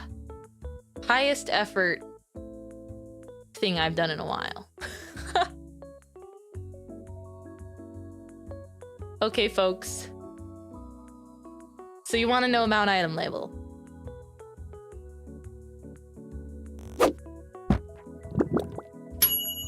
All right, welcome to class. Welcome to class. This is the unofficial collector checklist for Item Label. I hope you can hear me. Taps mic.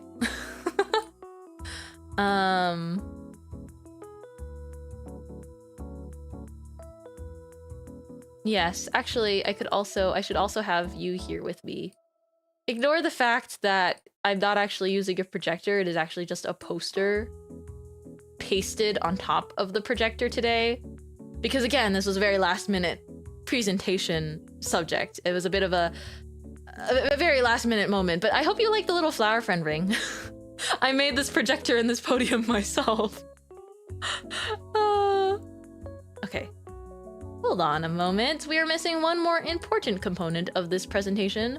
Where is my lovely and very attentive, studious student? Oh, there you are. There you are, there you are. Okay. My wonderful pupils, now that you are here and joining us, thank you very much for joining me today. My name is Professor Mintmai. My qualifications for talking about item label are I'm simply a fan. So if I get anything wrong, correct me. Because I am a person and I'm not perfect. And if you correct me and say that I'm wrong, but you're mean about it, I'll cry. I'm also joined today by a wee that I do not own, but I someday wish to have in my little grubby hands. This is Melon Wee. I wonder if... Hold on. I wonder if I can...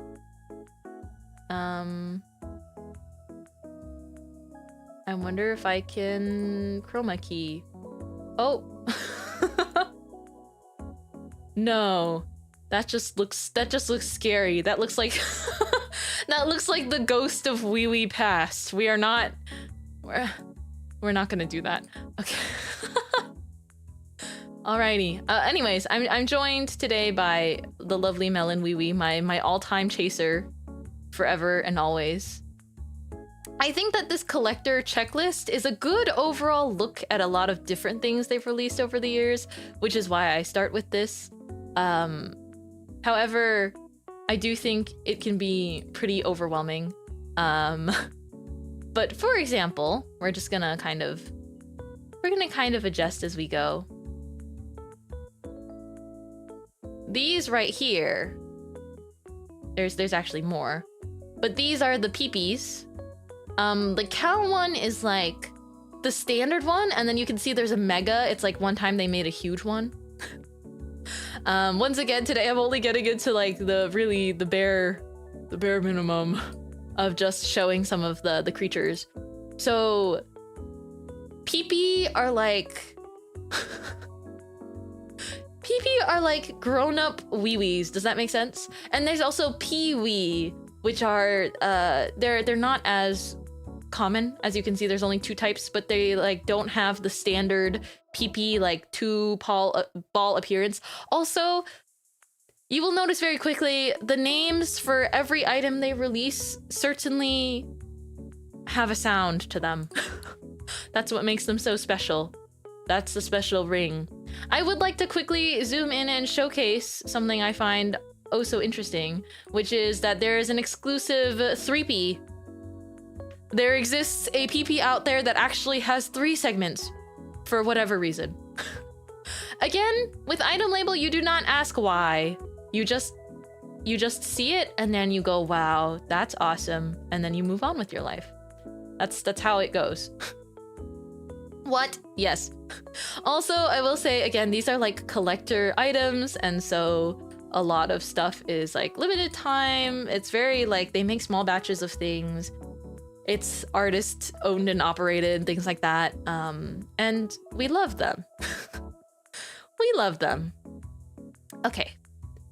So, you know, hopefully you've gotten a little good look at the PPs. Also, something else that's fun, it's like, I love that they just do whatever they want. Because look at in Wave 2, we have like all of these very standard PPs with like the standard ears and all of that. And then you have individuals like Thick Brungus. Why is this included in a PP line? I could not tell you personally. That's confidential information. That is not for me to know. Why is that one called Mistake? That is their name. That is their name. You cannot... Don't you disrespect their name. That is their name, their birth name, that they have decided to keep later in their life. Okay, we're gonna move along a little bit. There's actually wave 5 of PPs, which include Tough Luck, Snake, Skunk, and Snowman. Also, oh my gosh, there's more. There are more. These are more PPs because I can't show them all on one screen. I'm a really big fan of, again, the fact that there are just odd ones here and there. They are all strange little critters, and I do love that no two are the same. I like that their faces are a little unique, because at least amongst the 4 cows I got, they also all look different. But also you'll notice Papui. How would I explain it? It's like Tamagotchi. Think about like Tamagotchi stages. So the little baby is a wee wee, and then it can grow up into like a bigger wee wee. Again, I could be, correct me if I'm wrong. I could be off about some of these things, but in my impression, it's like the little guy, the slightly bigger guy, and then the really big guy. So here's a Papui. Papu-pee. I like that it's get it? It's a wee wee, a pee pee, and then a papu-pee. Oh, this information is not for the weak. I really like cheese personally. I feel maternal for the cheese papu-pee. Also, papu-pees, they come with a tiny matching wee wee because they're like the kangaroo. They're like the kangaroo pouch situation. So it's like, this is the papu-pee, you can assume, is the parent poopy. Yeah. Again, they're very cute. Papu-pee, cheese, and mint chocolate. I need them to release more of these, like, immediately, because I feel so many things for the little guy that's like peeking out. Hi, thank you for your teachings. I'm so glad. I'm so glad that you're enjoying. Oh, for clarification, the wee-wees are spelled like this. Like wee-wee. You know? I really like this one. I'm zooming in on some of my personal favorites. I do not have much item label, but again, I like this one. It's chocolate milk. maybe because it's not exactly like it, but it reminds me of a Siamese cat. And I do know, I'm aware that my kitties have Siamese color.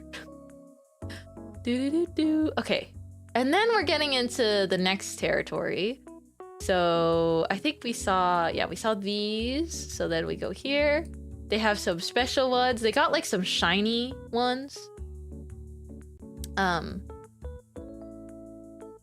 it's just incredible what they've managed to do here. They also had these vinyl ones, but I don't think I ever witnessed those in specific. I also liked Fish Car. My son. Yeah, so they got Sucklet, Dark, Moss, Poison, Sack, and Super Sucklet. The Fish Car? Yeah, Fish Car. It looks like their logo. And it's also a car. And there's Fish Car, purple, and then there's Fish Copter. Oh my gosh. Wait, I've never seen the Moss. Like, I guess I just didn't see when they were releasing the Moss Sucklet. Because that's like green. So if Sugi is to be Sucklet initiated, that's also a good one. Anyhow, I'm a big fan of just the standard Sucklet, because I think that with the fact that they're these little decomposers, something about like they remind me of kind of like soot sprites, but the other way around, because they're like white.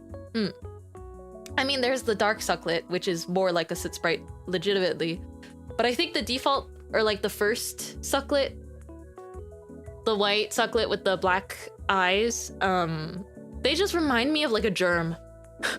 And that makes me love them. They feel like a germ. Okay, you'll have to excuse me as I have to really do a lot of things here to showcase this properly. Okay. So I hope you don't mind the fact that the projector is really all over the place today. Oh yes, so this is fun. The first series they ever released, and you can see there's the rare and the secret. They did rerun Sleepy and also Corn Dog, but in like a different form. Because again, sometimes they bring back an old wee wee, but they give them like a different look or like a different hat. I really like Sleepy too, actually. Sleepy is very cute. But because Sleepy is rare, Sleepy is expensive if you don't want to buy blind bags to test your luck. But yeah, I'm a big fan of the fertilizer wee wee. I think that's Mintmai core colors. It's orange. I also like bee wee wee and lemon wee wee. Because of course, I think lemon wee wee and fertilizer wee wee are more my colors. But I also love tomato and strawberry wee wee. Like any food flavor or any food flavored. Don't worry about it. Don't worry about it. Don't worry about it. I'm just don't worry, Melon Wee. It's gonna be okay. By the way, this wee wee, my chaser wee wee, is not even called Melon Wee Wee, by the way. It's called Vitamin A Vehicle. Oh, joyous day.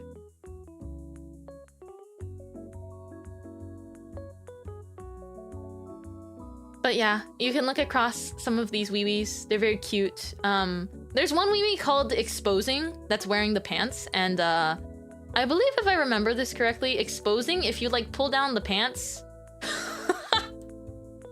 I'm pretty sure this is the wee wee that they have like a sewed like butt on. So if you actually decide to be evil and cruel and you pants this wee wee, it like has a butt.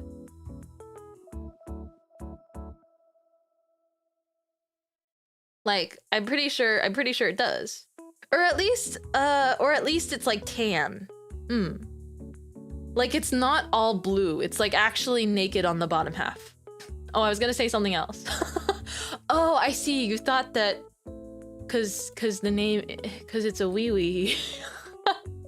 Cause it's a wee wee, you would assume, but then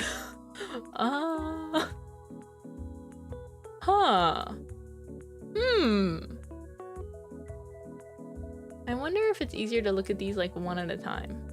Oh well, we'll look at more.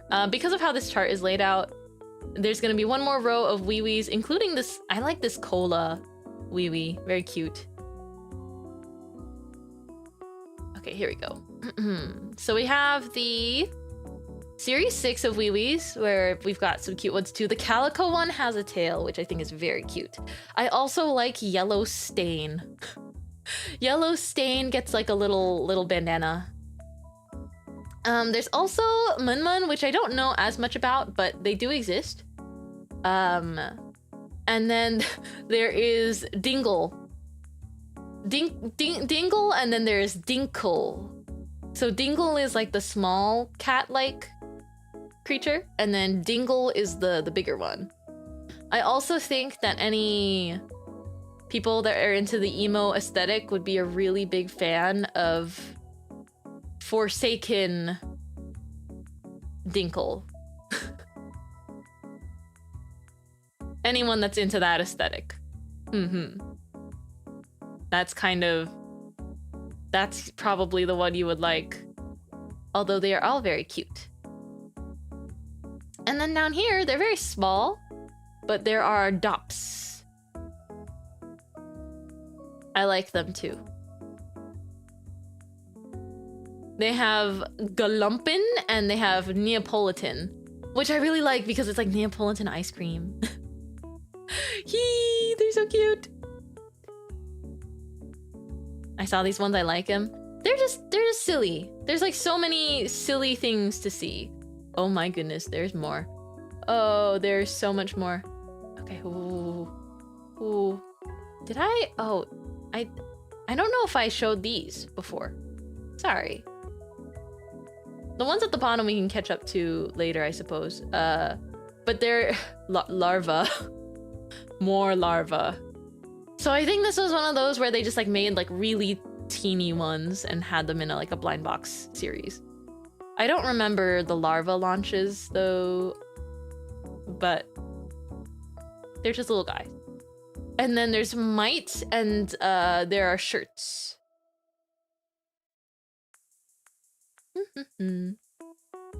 I think some of these are just other things they've sold too, like these brushes. And then there's these collab ones. Oh my gosh. The collab ones. Oh, some of these, I think it's like in Japan. But these are collab wee-wees. Oh my goodness. Vivi wee wee. I have such a soft spot for Vivi wee wee because she like, first of all, she's adorable. Second of all, it's because my favorite Sanrio character is my Melody. And it's not that they look similar, but it's just like the floppy ears and the pink look around the hood that really gets me. But these are collaboration wee-wees, so I try not to think about how unattainable they are for me. And then there is there's some other like singular one-off characters, like Genuine Ink Cart and Specialty. Specialty.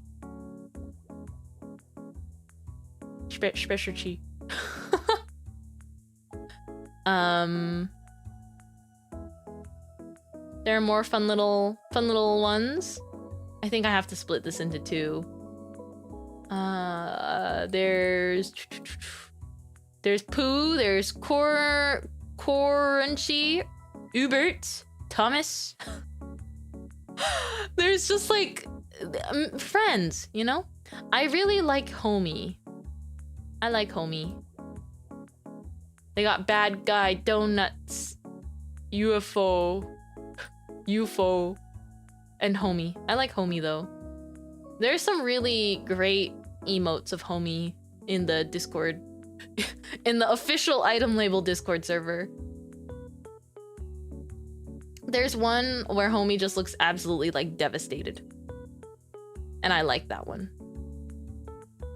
There's also Molly. Molly is cute too. Look at Molly.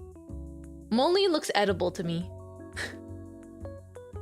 I like that Molly seed looks like a tomato. I'm gonna drink more water too.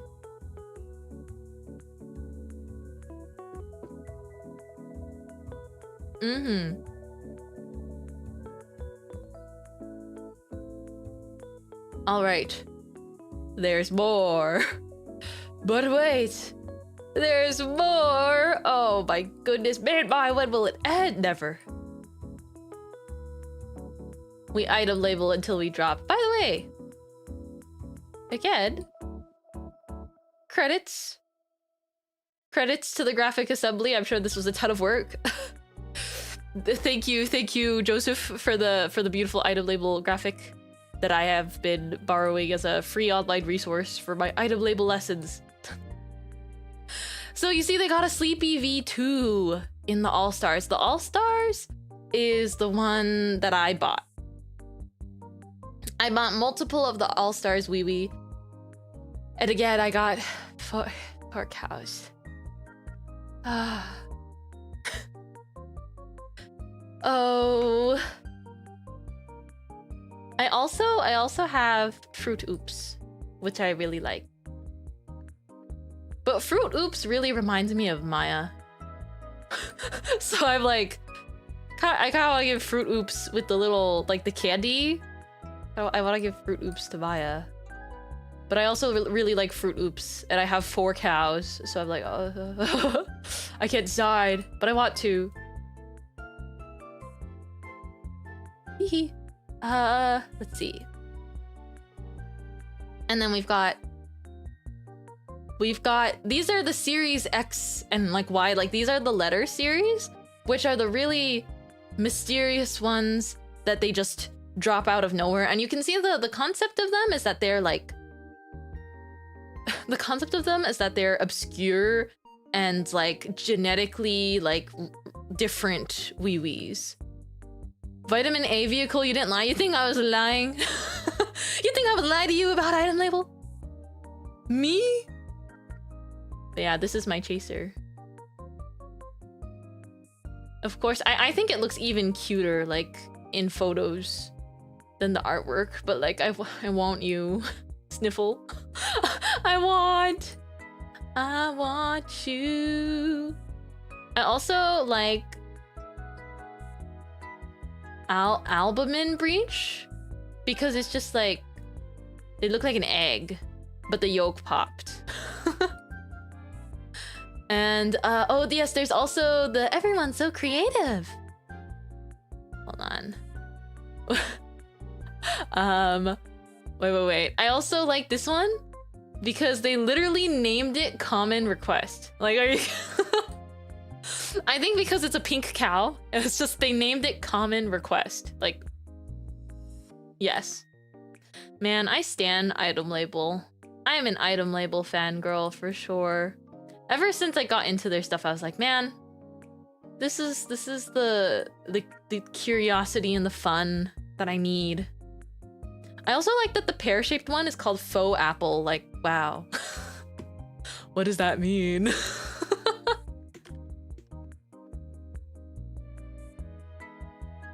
Alright, mycelium amalgam also looks like me. But I don't always love that some of the, and again, it's just a personal preference. Part of my favorite things about the Wee-Wees are that they do have cat ears. So a lot of these series, like special ones, they don't have the cat ears. And then I'm like, but I want him. So I end up liking the ones with the cat ears the most still. The one that says everyone's so creative and it's got like 6 ears and 4 eyes. Very cute. But yes, they're supposed to be fascinating alternate universe Wee-Wees. Sometimes you can buy Wee-Wees secondhand. And you can like I just saw Sugi just messaged me something and I couldn't help but see it.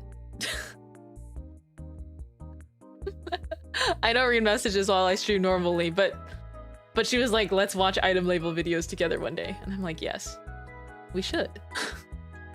I also like pollination bulb. It's very cute. But again, missing my favorite like cat trait about Wee-Wees. But that's okay. I think the fact that there are some that are different is just as beautiful.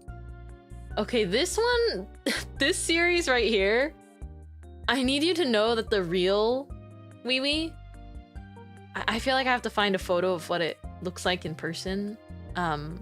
It doesn't look like what you think it looks like.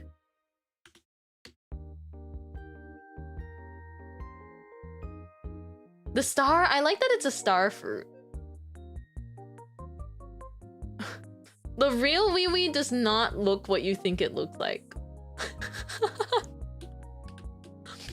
Uncle, oh my gosh, that Wee-Wee is like, that Wee-Wee is so funny because it reminds me of like the, it reminds me of the, what'd you call it? The Tomodachi, blah, blah, blah. I can't speak. I'm getting all distracted by the label. It reminds me of the Tomodachi, like grandpa, like one of the options. This is series and, okay, hold on. Let me look this up. I need you to see what the real Wee-Wee looks like. Please take a moment and think about what you think the real Wee-Wee looks like. Because I will say in the item label Reddit, there are also always posts where they gather pictures of what each Wee-Wee actually looks like in person. Because when they're selling them, the packaging is not a photograph of them. It's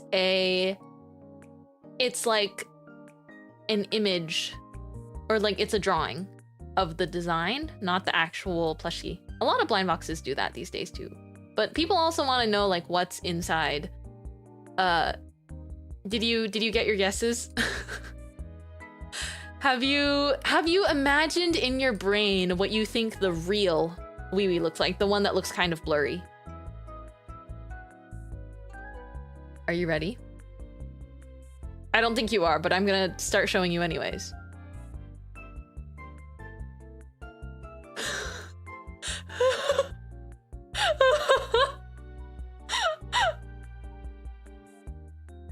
Is that Is that what you thought it would look like?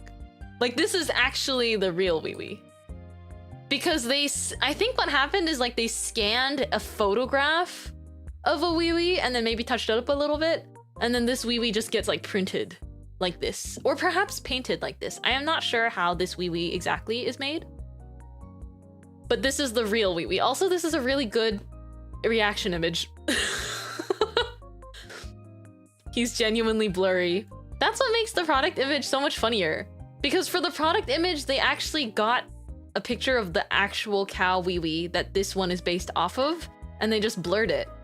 But then this is what it looks like. I would say usually the drawings look very accurate to what the wee wee looks like. This is like the one outlier because it makes the joke even better. Real. So real. All right.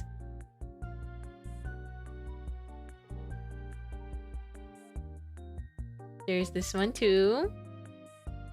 Bonus Wiis. So the bonus Wiis are like they came with or they come with other things. So for Chica Wii, cheese, and mint chocolate, they come in the papupi, if you remember. They come inside the papupi. In the little pocket pouch of the parent. And then the purple macaron, blue macaron, they were selling like wee wee carrying cases, and those are like the bonuses. There's also that KSF CLB flat bag. And that's it. That's everything besides I think the newest collection. However, there is more that I want to show. First of all, some people they fan make wee wees. Like they sew some or they customize theirs, which is really cool because some people can make them look very, very real. But I want to show you guys something that was not in the chart, but that I really actually want to. I probably won't. I don't think these are limited, so maybe I don't need to get it just yet, but hold on. Let me see. You want to go online shopping with me? Watch as I put in my card info. In all seriousness, let me make this look a little nicer. This is like a collaboration, I think. It is a collaboration of some kind. For these, like, they're like a Glyos is a separate thing, but they make these like building sets, and so they're hard. It's they're figurines, and you can actually take them apart and piece them together, and you can also configure them. So that's like, these are the same figurine. I really like silly little toys like this. You can just make it into one wee wee. So it can be a pee-pee, it can be a little guy, or it can be a wee wee. Or a standing pee-pee. Like, it's just like a toy. A hard, I guess, like a collectible toy, but you can pose it and piece it together however you want. Which I like stuff like that. They have other designs, but I like the cow one. That's fun. They have this glow-in-the-dark one. I like that it's orange, but I'm not such a fan of glow-in-the-dark. Actually, like, when I was little, I liked glow-in-the-dark things. Like, look at how cute this is, though. I like that they have like a alternate little face. It's so cute. But glow-in-the-dark stuff is kind of distracting to me. If it's on my shelf and I'm trying to sleep at night, like, I still notice that something is glowing in the dark. Oh, they have this one, which is like... This is PB Bon Peepee Gazer. Can you imagine what it would be like to have that many eyeballs? PB Bon can. But yeah, this one is one with a lot of eyeballs, if that is your aesthetic. But I really like this arrangement. It's like very cute. I just like the classic. I like the classic PP arrangement, but I also like that you can change it into something else. They have another glow-in-the-dark one that's actually inverted from the one I showed you earlier. It's just the opposite parts are glow-in-the-dark, which I find awfully charming. But like, look, you can also make it into like a little person, a little guy. Oh, item label, how whimsical you are. Oh, I like this one too. This one's called Formanshi Jelly. I think this one, because the face is so cute. I like the cow one and this one the most. Look at this one. Little heart cheeks. But yes, these kinds of collectible toys, they do not come cheap. And so you gotta be selective. Oh, there's also this one that's clear. It's clear. Wow. Wow. Like Jello. But that's pretty much what I've got for I think my starting lesson of item label. I ultimately, you know, I'm a wee stan. No matter what anyone else says. But we'll head back to my bakery. Thank you for coming to my TED Talk. Thank you for the very impromptu class and for requesting it in the first place. That was really fun. And very, very sudden, but also so fun. Went in with no preparation. But again, if you want to learn more about any fun things ever, like this doesn't even need to pertain to just item label, just anything else. See something funky that you're interested in? Look into it. It can be such a, it'll be like the best it'll be the best 25, 50, 2 hours that you've ever spent. If you get really into something. But yeah, I hope everyone, you know, it's not too much pressure, but I hope everyone quietly manifests vitamin A vehicle for me one day. Someday, one day, I will be a melon wee owner. I like calling them melon wee. But if not this one, I hope that another wee of similar like heart pulling, a similar heart gravity, will be released. I want another wee that like makes me feel the way this wee makes me feel. So even though the vitamin A vehicle is my favorite right now, perhaps another day. Is it because they just aren't available? It's because of how item label works as a company. They're purely collectibles. So they're not like there aren't that many of these that are made. and then it's like technically the blind boxes themselves, it's pretty average for blind box price these days, but they're also you know, small brand and things are very like custom handmade. I think it's like something along the lines of once a series is released and then sells out, they can't restock it. And then unfortunately Melon Wee comes from a super like, it's like the secret menu. Melon Wee comes from a kind of a secret menu launch of sorts, and so anyone that has a Melon Wee is probably not selling it, and then anyone that does have a Melon Wee that is willing to sell it probably wouldn't sell it for cheap, if that makes sense. They would effectively scalp it for like a lot more they paid for it. Because unfortunately, it's like Pokemon cards. Pokemon cards, whenever they have a deck that they stop printing it, right? And then the prices are like, yeah.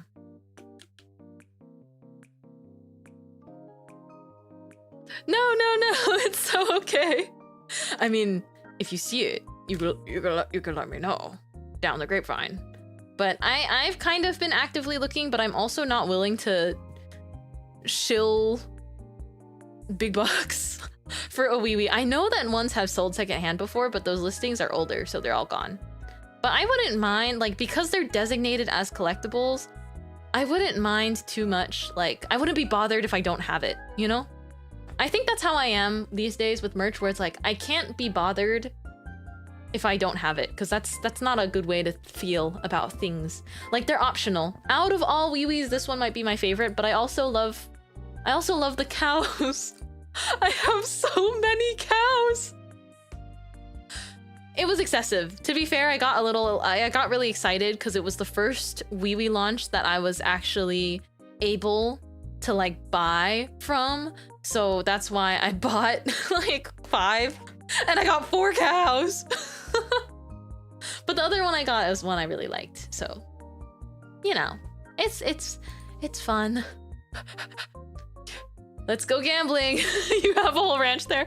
You know, the thing is, because I got the All-Star series, which is like, it's technically the cows rerun. So they come with the straw hat accessory. It means like, not only do I have a ranch of 4 cows, they all have their own little straw hat. I like them though. I like my cows. I just can't believe 4 out of 5. And let me tell you, when I was holding the bag, like the pouch that it comes in before like opening them, you can feel the straw hat when you get the cow one. And so I was holding them without even opening them, and I'm like, well, wait a second. A lot of these have a bit of a shell going on. How big are they? Hold on. Wait. I think I have time to do this.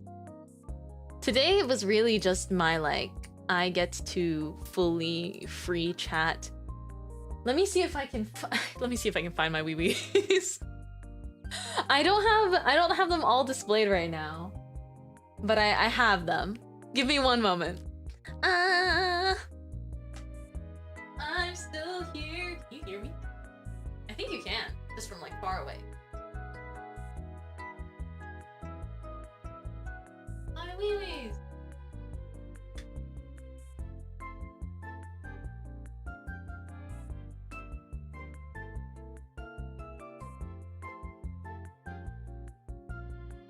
Hold on. I think I know where they are. I just have to I just have to grab them. Because I only have one out right now, but I want to show you more than one.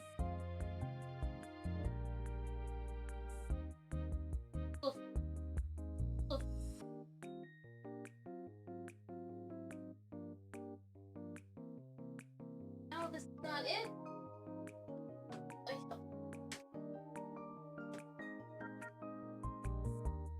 I would like you to imagine me flipping my room upside down in search of wee-wee. Because I only just cleaned and I didn't want my cats to like bite them, so I put all of them except for one in a box, and I'm like, oh, where are you? And I'm still sorry.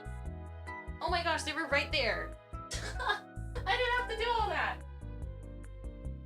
Oh man, now I'm looking back.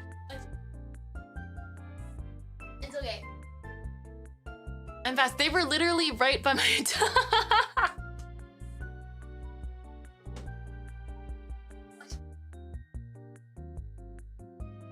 I know that I put them away. For some reason, I thought it was where I stored my other, like, merch. But they're literally right by my desk. Oh my gosh, guys. Hee hee hee. I have multiple of them. Because I saw there was someone that was kind of like mass clearing out some of theirs. Hold on.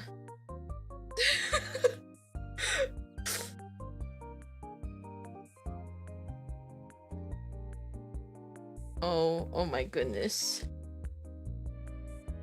The wee-wee army. Can you hear this if I do this? That's a wee-wee. Oh my gosh. Okay. Let me get one more thing.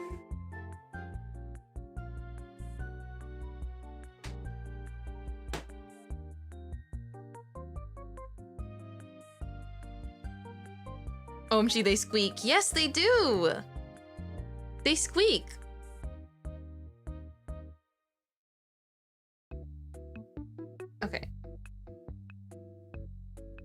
So some wee-wees I have because I like the design. And also because sometimes when people buy a lot of wee-wees in hopes that they'll get the one they want, they buy a lot and then they kind of resell the other ones. But then sometimes they make the ones they resell like pretty affordable, so I appreciate that. Okay, oisho. Mintmai. Setting up ham cam. Live on stream. Ikuzo. Ikuzo. Dun, dun, dun, dun, dun, dun. Oisho. Eh? Come on. There you are. Got it. I got it. I got it. Zoom enhance. Woo! Okay. That is probably like a speed. That's like a record for me in terms of how fast I can get my hand cam up and starting. I love my setup, honestly. I really, really love my setup now. It works so well for me. So well for me specifically. The kind of person that would go on a tangent and then suddenly want to show you something on hand cam. It works incredible that I can just do it whenever I want to. Okay, let's go over here. Ikuzo! Hi. I wasn't kidding when I said I had 4. Don't mind my tablet cable there.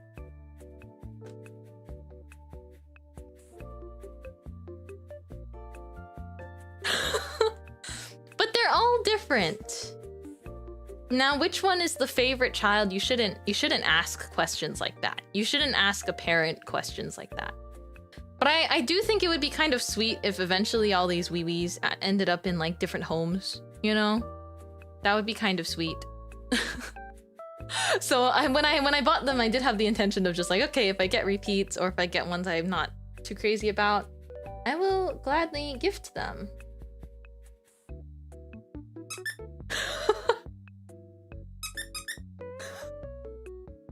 They also sound different.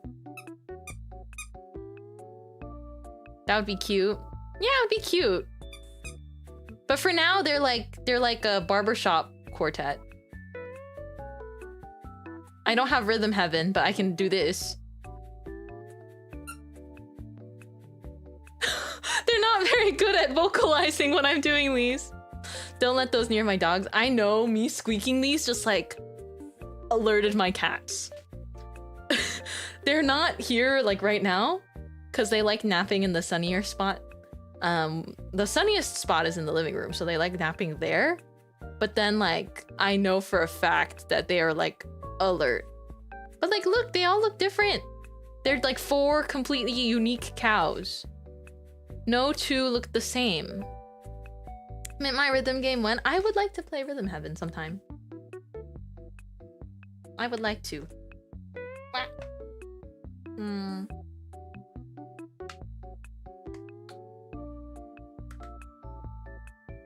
Alrighty.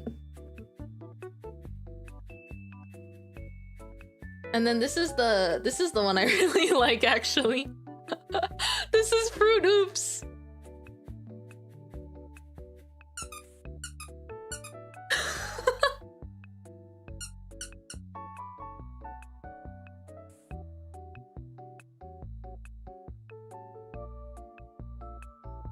I think because they have yellow, orange, and green, it's just got a lot of my favorite colors.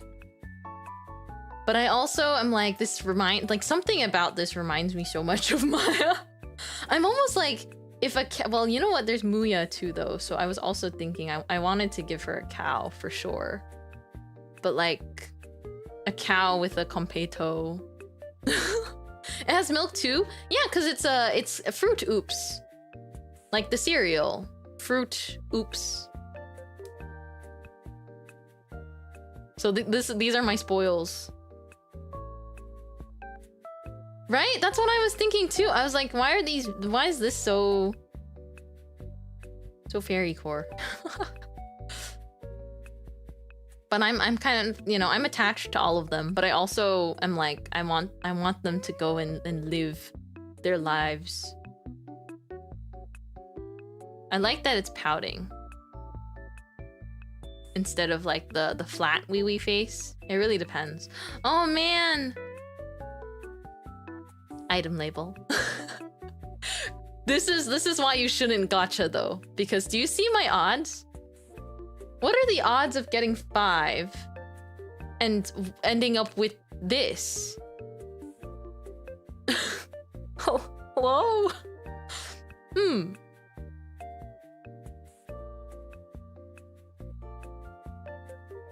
But I like their little feats. You know, now that I think about it, I think I actually learned about item label from Maya. But like a long time ago. Like indirectly. Like she didn't sit me down and educate me about item label, but it's like she had a wee wee. Or was gifted one, and then I was more aware of item label. Actually pretty low odds. So are you saying my luck is good to bring all these cows home? There is something really intimidating about just having 4 of them. There's something like so funny. Like I could have an Ita bag. Can you imagine me with an Ita bag, but it's just like these 4 cows?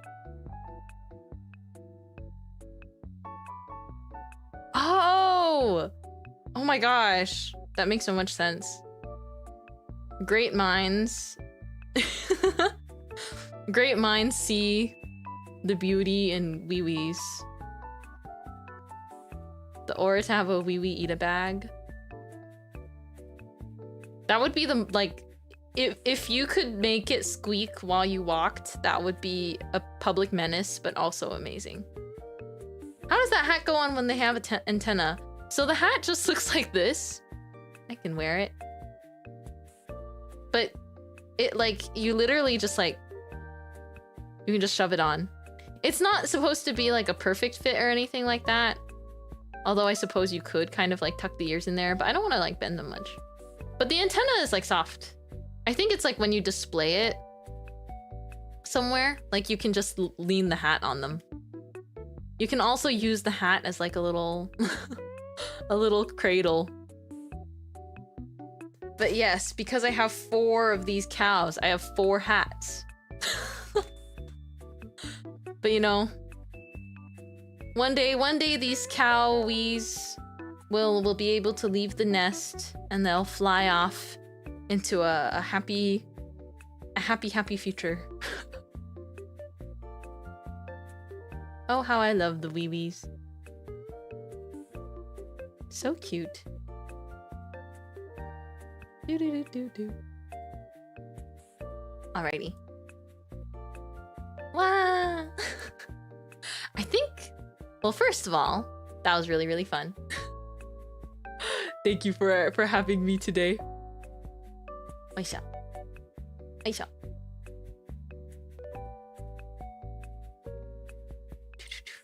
Let's head over here. A final squeak.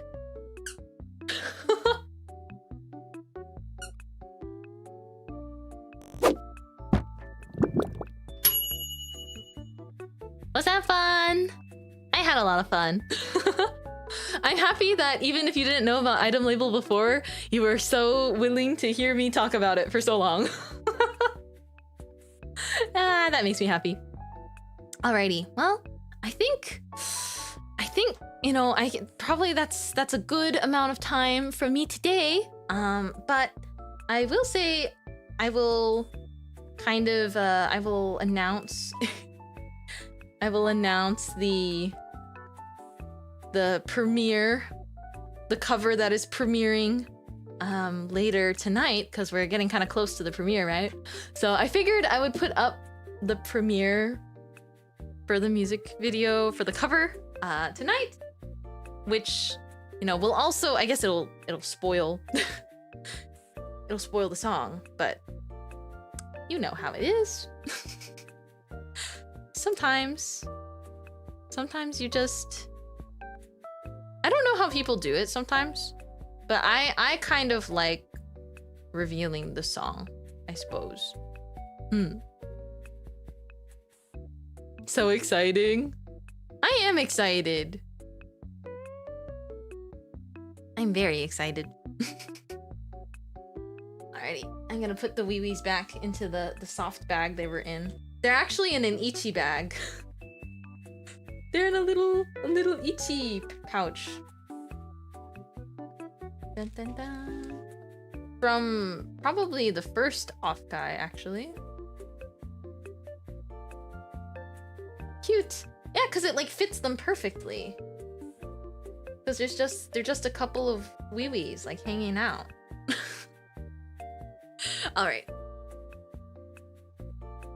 Back there. Safely. Oh, some wee-wees didn't catch the bus. Hold on. I put it down and then one fell out of the bag and I was like, they're running! They're running away! You have a bag of Ichi's? No. It's a bag that has an Ichi's face on it. Okay. Wow. I put my stuff aside. But again, item label talk is always so fun. I didn't end up going on my ball jointed doll rant. Not rants. It's just there's too much to decide from, and they're all so cute. But I think it's very similar to my wee wee tangent, so although a different niche. I will entertain it for like really quickly. For any doll enjoyers. I just want to show one picture. They're sold out though. They're sold out, and like it's because I didn't. Well, first of all, I guess I shouldn't be buying a lot of things anyways. Actually, I haven't been buying things. So I pat myself on the back. On the back. I think some places might still be selling it, but some places it is not. Like they're not selling them individually right now. But it's just this let me see. There's just this one. Thank you for the thank you for the head pats. I'm trying so hard to be responsible.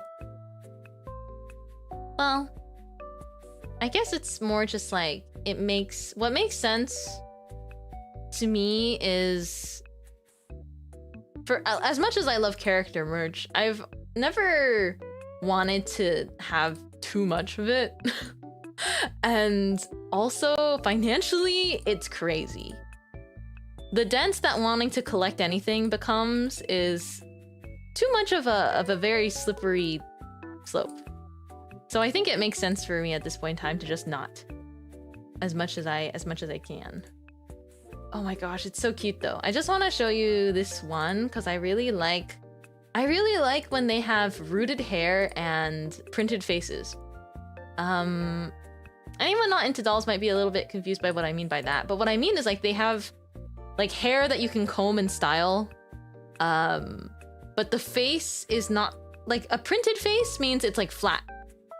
Because a lot of these little ball jointed dolls, they have like the eyes are actually removable, like they're inside.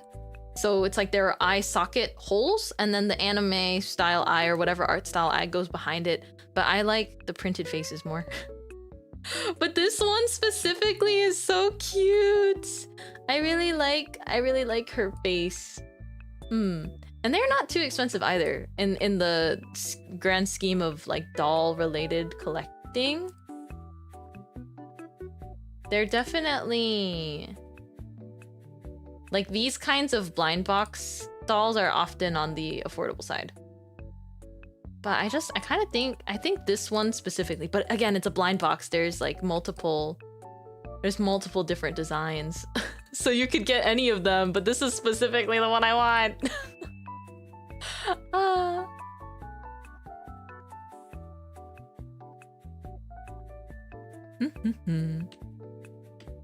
So the hair is kind of styleable. Yeah, like a Barbie, you know, for a very easy and recognizable equivalent. It's like a Barbie. But the cool part about them is the joints you can move. The joints are very, very movable.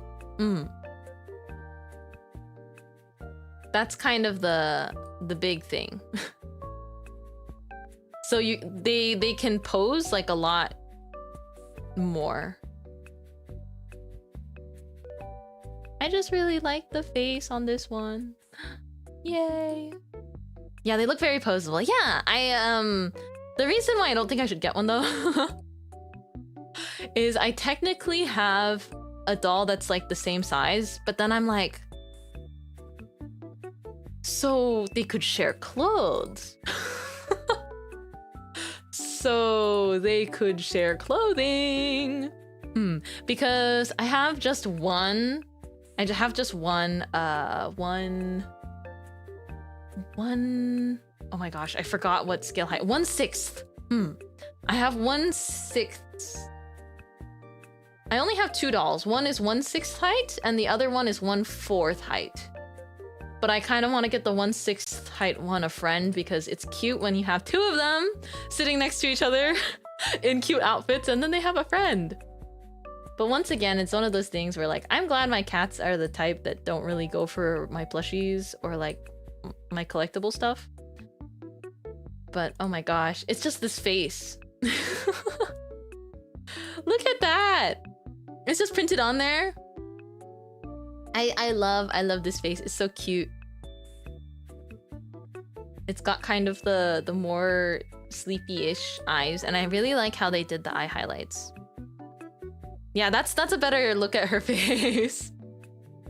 I also see people customize these where they kind of like repaint it a little. But yeah, I think it's just really cute. I don't like the default outfit she comes in that much though. It's like a blue sort of frilly idol dress, which is cute.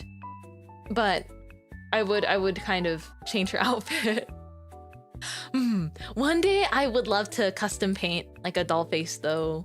I just don't know when, because these sorts of collectible adjacent hobbies are just really like expensive for whatever reason. Yeah. But you know, it just makes me happy to look at pictures of them too though. Oh, pricey. It depends. Because there are some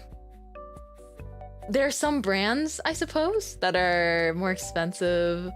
And there are also differences in like art style and quality and all of this stuff.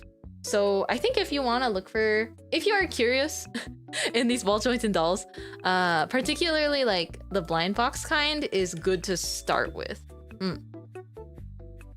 Although, even then, because they're blind boxes, if there's a specific design you like, I think sometimes I feel like sometimes you just gotta get it not blind box. Like, like I know it's hard, but sometimes you just need to wait for someone else to be like, this is not one that I want, and then yeah. Oh, there's an artist that I like that also did a collaboration, I think, with a company to make ball jointed dolls. There's quite multiple cases of that, where some artists, they actually, well, most blind boxes, you know, they're developed and designed by artists, and then it's like a toy company that distributes them and like makes them. But there's some really cute ones out there. I'm trying to find some more examples. There's also, while it is more rare, there are also masculine blind box. Like there are ones of more masculine characters, which is nice because there's actually one that I really want because there's a bakery themed one. Although some of these are not the kind that I specifically like. Like again, this is what I mean by rooted hair and printed faces. I like the rooted hair. So, because you can technically style it with gel as well. Like they make doll hair gel.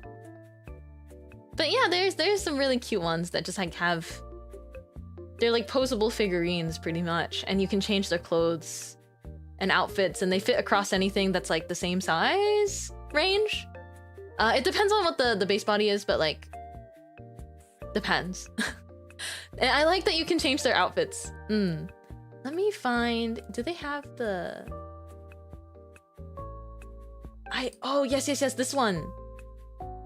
This is one that if I see it out in the wild someday, like I would actually be interested in adopting this character. Or this blind box doll. Have you ever styled the hair on yours? I'm afraid because once you use the styling gel though, it's stuck like that. I was able to join for a bit and have immediately been welcomed by by ball jointed doll chat. It's like you summoned me. I just wanted to talk about it because I was looking at some this morning that I thought were really cute. I'm borrowing some of these product photos from just like sites on Google. But hi Kajana, thank you so much for the 9 months. I appreciate you so much. But yeah, I was just talking about how they have plenty of masculine style ball jointed doll blind boxes. While I will say the overwhelming majority of these doll like blind boxes right now are very feminine styles. But it exists. It exists out there. There are some really handsome ones. But like, isn't this so cute? It's like I think it's a chef cat. Like a chef calico cat. But he's got like a little outfit. Like a little patisserie. I think it just like, I'm like, this would just be me acting like this is the Jijinka of my cat. Working at the bakery. Oh, you know what? I would put it next to my, I already put, oh. I should have thought of this. I already put away my hand cam stuff, but I have a figurine that I got for my birthday, and it's this one. Here, I'll show. It's this one. It's sitting on my shelf, and it would match him. Your job sells stuff like this? People like me are probably flocking to your job. This figure at the bottom. This is the one I have because it's my cat. It's my cat's. Like, I like to pretend that any kind of Siamese looking cat is like all of my cats. Because it's like close enough, you know? Even if it's not exact, if it's in merch, I'm like close enough. But I really like Aski-san. Aski-san is the name of the cute cat. The artist makes Aski-san. But this was a collab with an artist that an anime art style artist that already had a series of like cat themed figurines. But this is so Mintmai core. It's so cute. So I have it on my shelf. And I really, really love them. But you see how this kind of matches into that aesthetic. So I was really into this one. Yeah, they have a few. They have got like different themed blind boxes. I feel like a common theme is like very kind of magical girl theme or like more idol themed. But there's a whole range again, because there are a lot of these being made. Yeah. But right now I just have the I have a 1/4 mini Dolphy Dream, which is like a taller doll, and then I've got a 1/6 doll, which is you think 1/4 and 1/6 isn't that big of a difference in your head, but the difference in size of the dolls is like huge. I actually have my 1/6 doll. She sits on my bookshelf. Just off screen. I just changed her outfit the other day. She's like, yeah.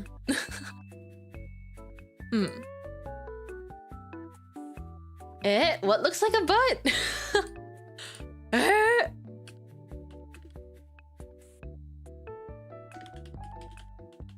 Let me see.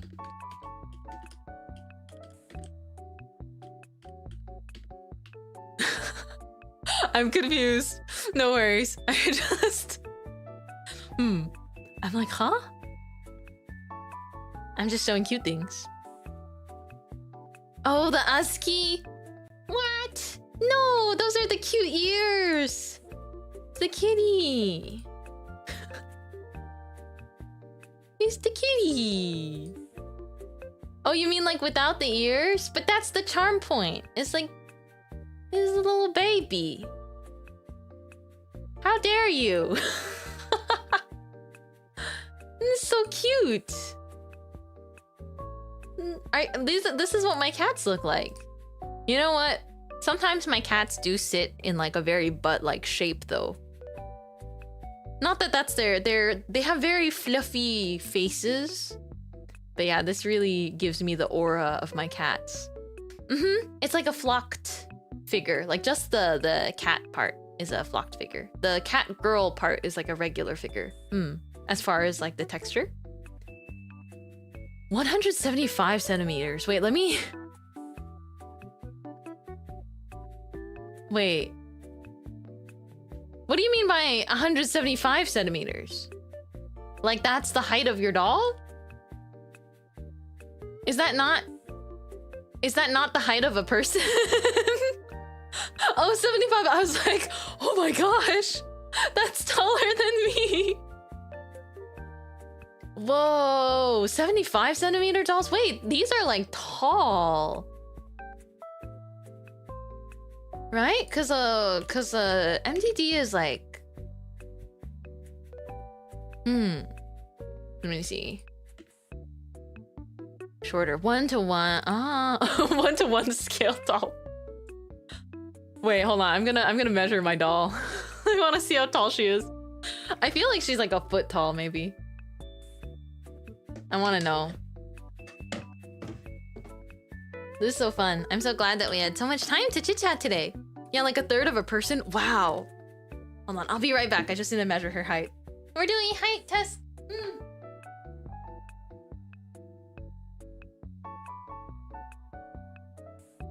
Okay. So she's like probably shorter than 50 centimeters. I show.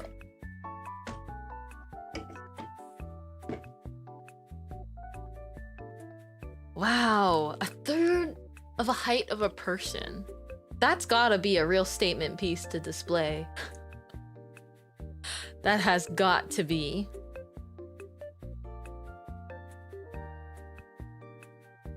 Wow, wow, wow. Oh, cool. I just think that like, oh, wait. I think I know which one you got.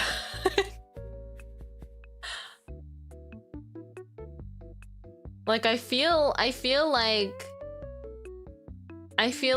I might know which one you got. After I searched it up, I see some. Wow, that's beautiful. So intricate. It's an ikemen doll. I feel like the great thing about dolls is you can just really customize. You can customize your experience with it so much.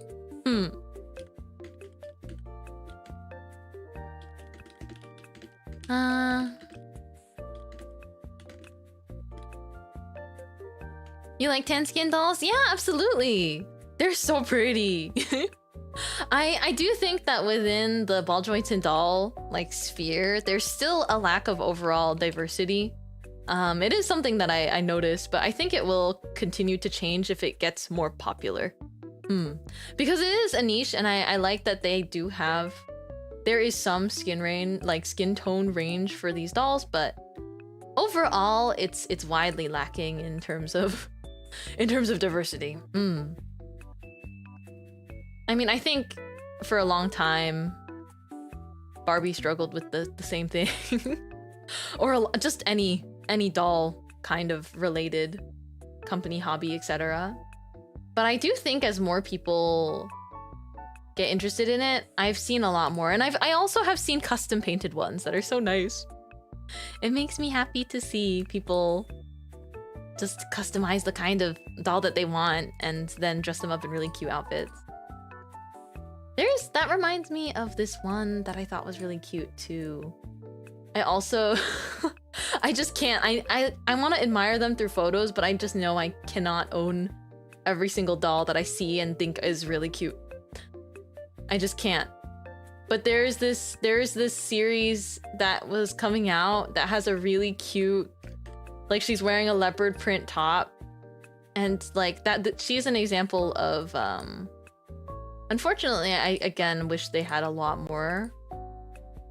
But like, this is so cute. I'll show you this one more.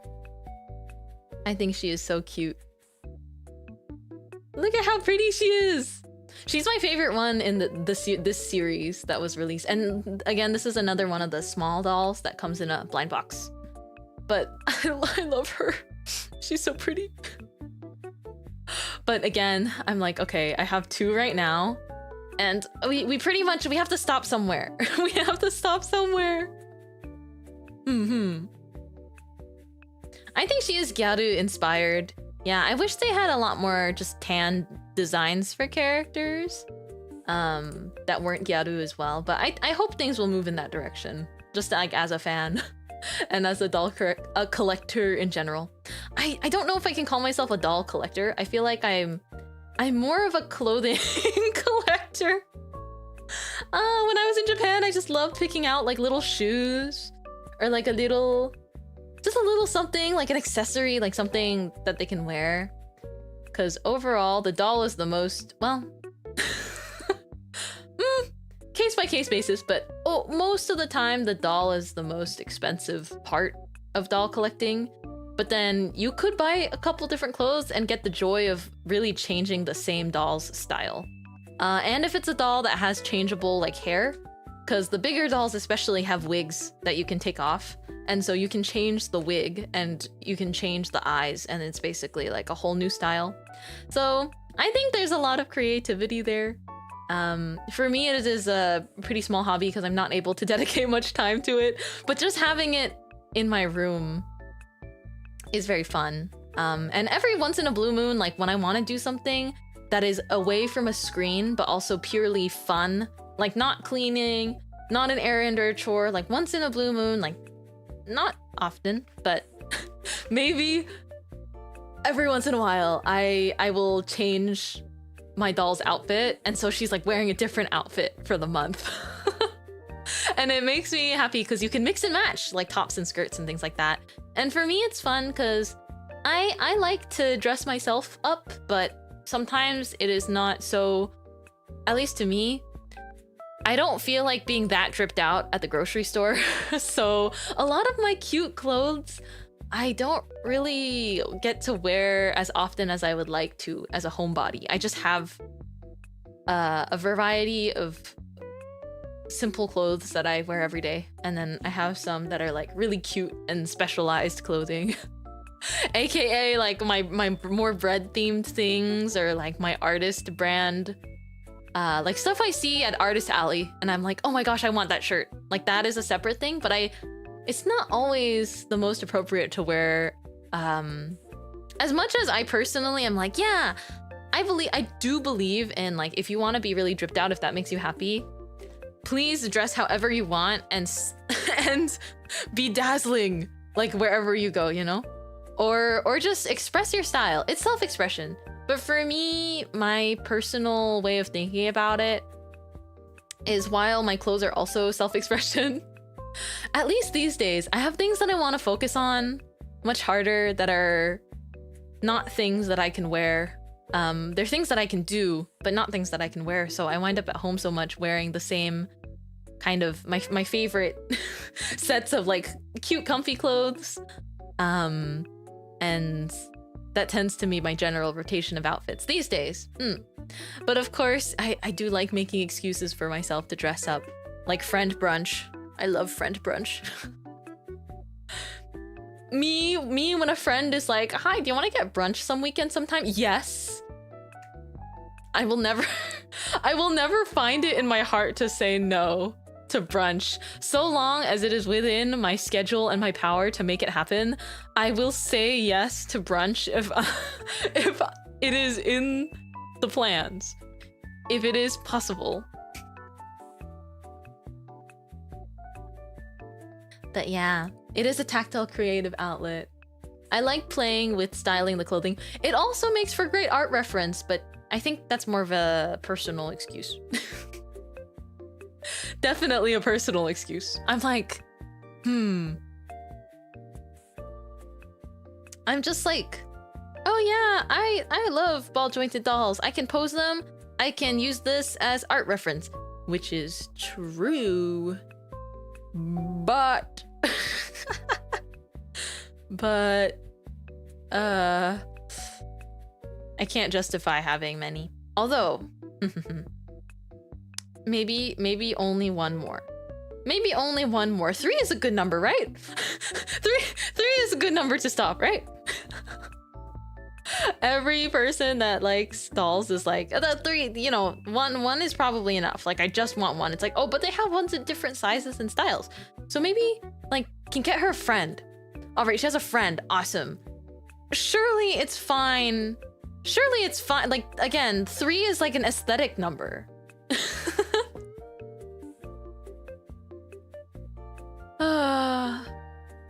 I think if I got another one though, it needs to be a small one, unless I like miraculously become mysteriously rich overnight.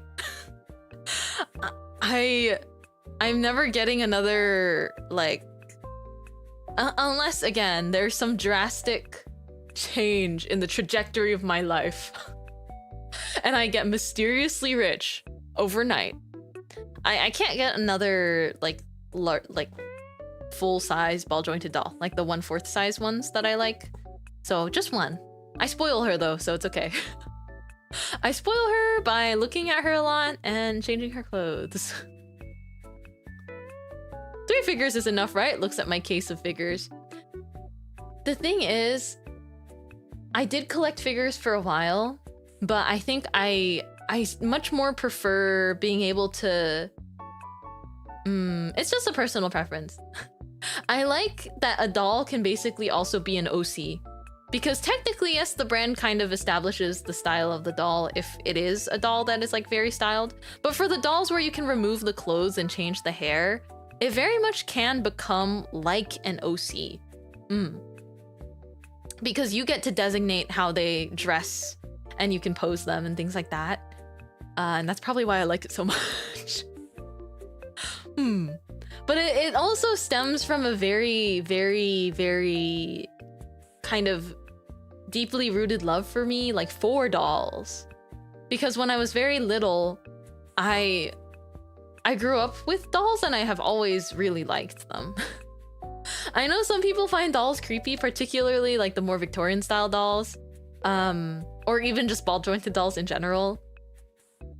But I think there's a big difference between dolls horror and dolls cute. I think doll horror, like dolls in a horror context, can be done so well and scary. But just by default, dolls are cute to me. Especially these more like anime style ones. But I had Barbies growing up. I like made money from my mom. I earned money by memorizing like literature. I made money by like memorizing Chinese literature and reciting it to my mom, and she would like tip me $1 if I did a good job, kind of thing. Because like she wanted to encourage me to, you know, do these relatively difficult things at a young age. So because I never got an allowance growing up. When I found out that people got an allowance for doing stuff around the house, I was like, You're getting paid? You're getting paid to exist? You're like making money like at home and then you're saving it and then spending it? Like what huh? Allowance is unheard of. Although I will say part of the reason why I guess it's complicated. I like the idea of allowance to an extent because you can like teach kids to save, right? But I just know, I guess when me and my sister needed money for something that was like related to our activities or school, like extracurriculars or things like that, they, like our parents, they would give us like a budget. They would give us some spending money, but there was no concept of like consistent allowance for doing things.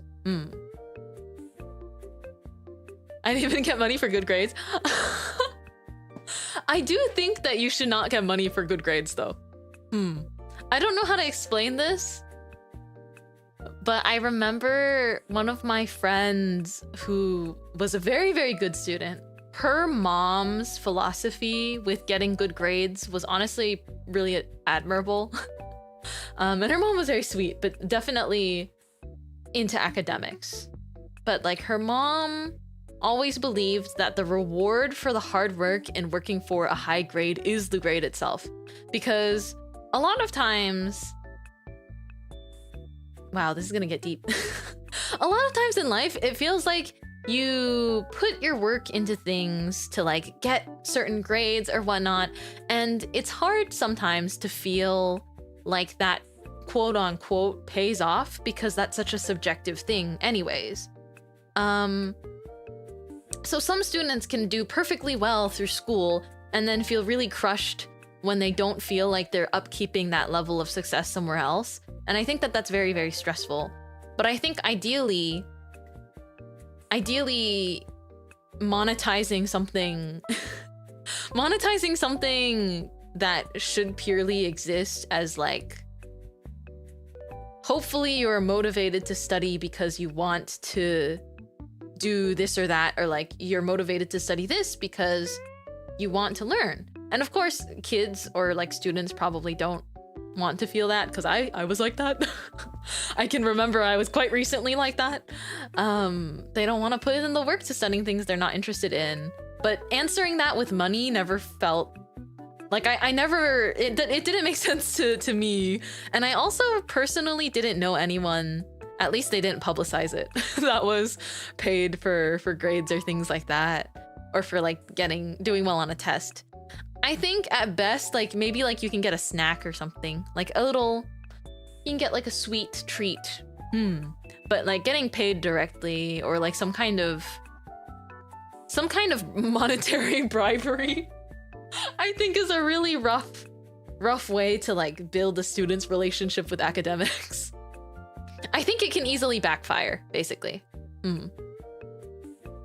I think for me, especially in the context of classes, it's the knowledge that's rewarded for me. Exactly.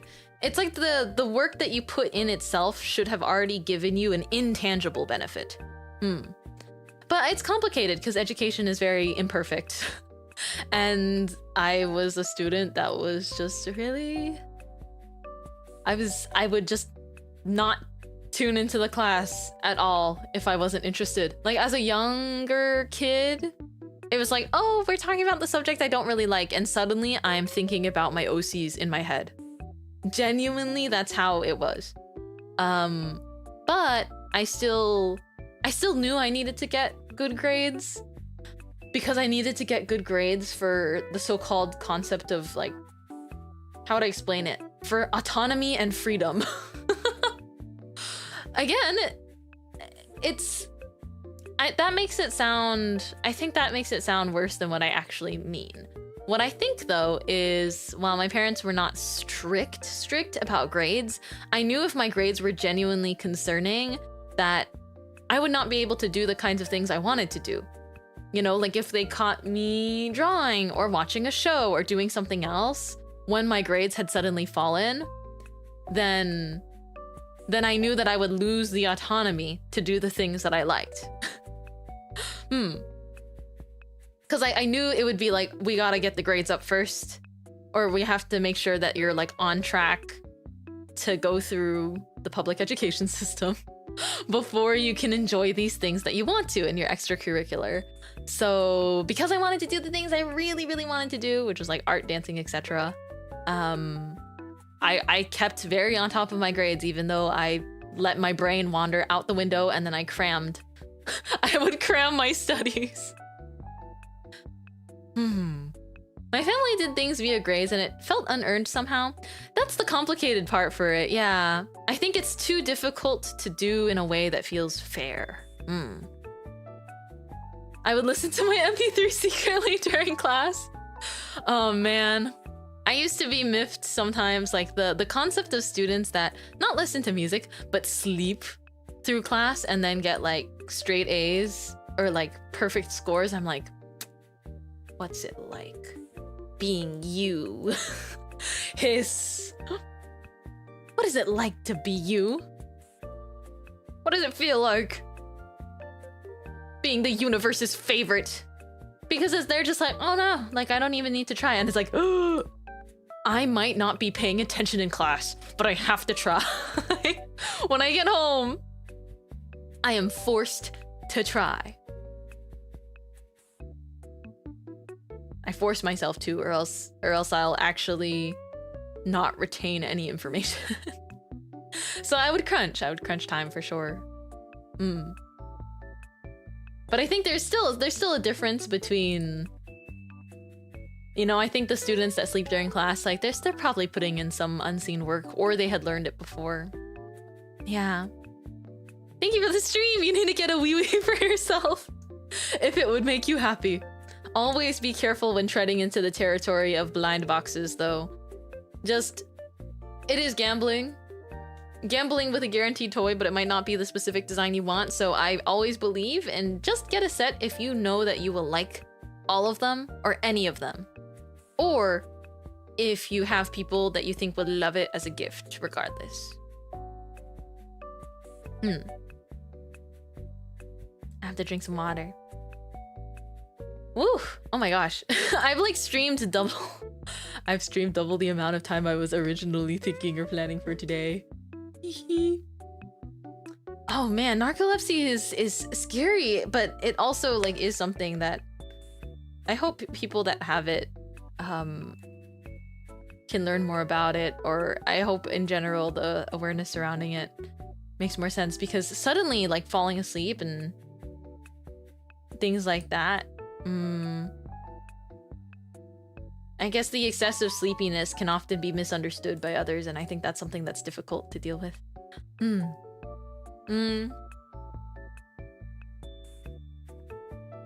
I treated the Zatsu stream today. It's a very long Zatsu, but I think we deserve it. We deserve it. It's been like 4 days since I last streamed. Technically 5 if you're counting by hours, right? Because it's like 1, 2, 3, 4, 5. If you're counting by the last time I was streaming hour-wise. But I'm pretty excited for this weekend because we've got the cover releasing. I'm doing a small karaoke stream, which I need to prepare the set list for. I have to finalize it at least.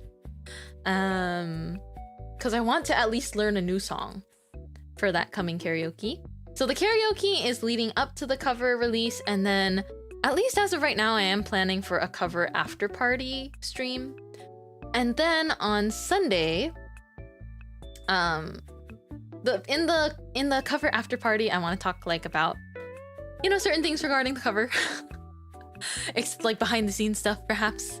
Fun things, a little bit of a fashion conversation. But then on Sunday, I want to do a little art fight. I don't know if I'll just be picking an OC that I've seen on Art Fight that I think is really pretty, or if I'll do like a revenge that day, like who knows. Keeping it open-ended, but either way, on Sunday we can have a chill, fun art fight stream. And that's that. Oh my gosh.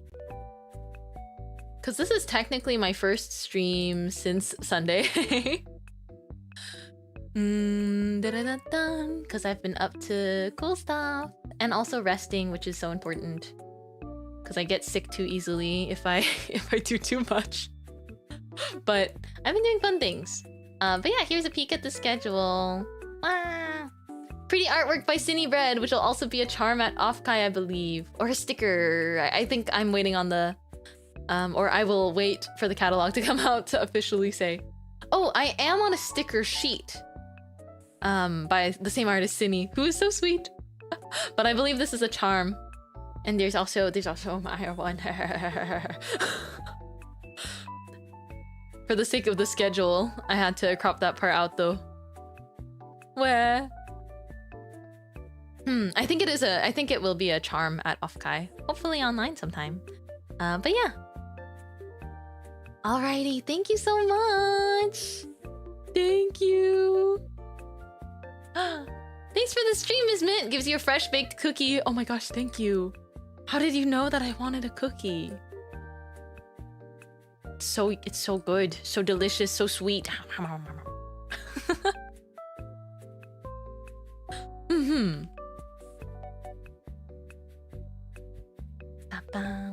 Cookie.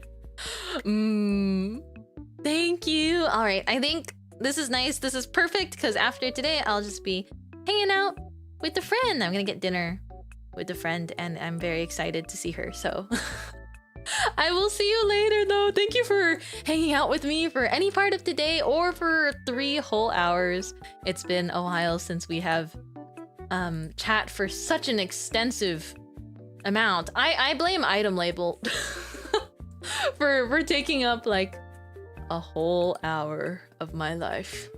Worth it. I'll see you later. I will see you actually, if you want. Actually, no, I'm gonna force this upon ye. Not if you want, you have to. I'm going to be at Ruvy's Ruvy Redcore. I'm going to be there for Ruvy's birthday. That's right. That's right. Wait, hold on. Let me make sure I get the date. Let me make sure I got the dates absolutely correctly.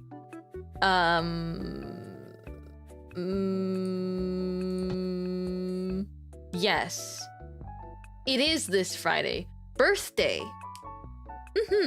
Birthday festivities. I will be over on Ruvy's channel. I was gonna quote retweet her thing tomorrow, a few hours before it starts. But yes, tomorrow is Ruvy's birthday live concert, as well as a cover release, and I will also be playing Gartic Phone over there with a bunch of people, including people I haven't met before. But yeah, we're just all getting together to celebrate Ruvy's birthday, which is really cool, and Ruvy is a sweetheart. And we're gonna redirect to Ruvy Redcore today, actually. I see that Ruvy is live, and because Ruvy is gonna be the birthday, da-da-da-da.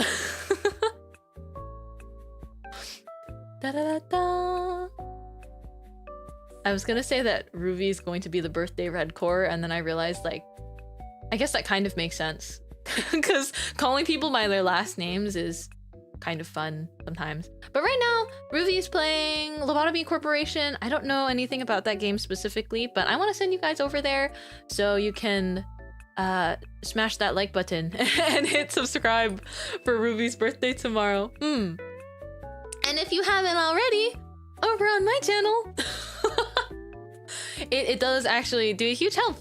Thank you for liking what I do here.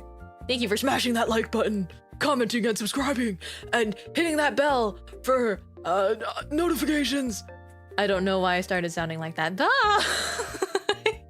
Bye! I feel like I had so much social energy that I hadn't gotten to get out all week because I was just working. It was good. I did some socializing, but it's already been a few days, and for me, I like talking with you. Thank you for hanging out with me. I'll give you 5 stars. Oh, thank you for giving me 5 stars. Why did you hashtag Unk? Why? Am I Unk?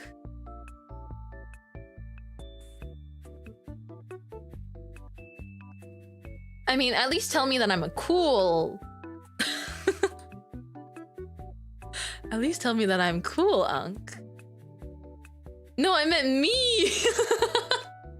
Oh, you mean you were like, I'll give you 5 stars because you don't use likes on YouTube?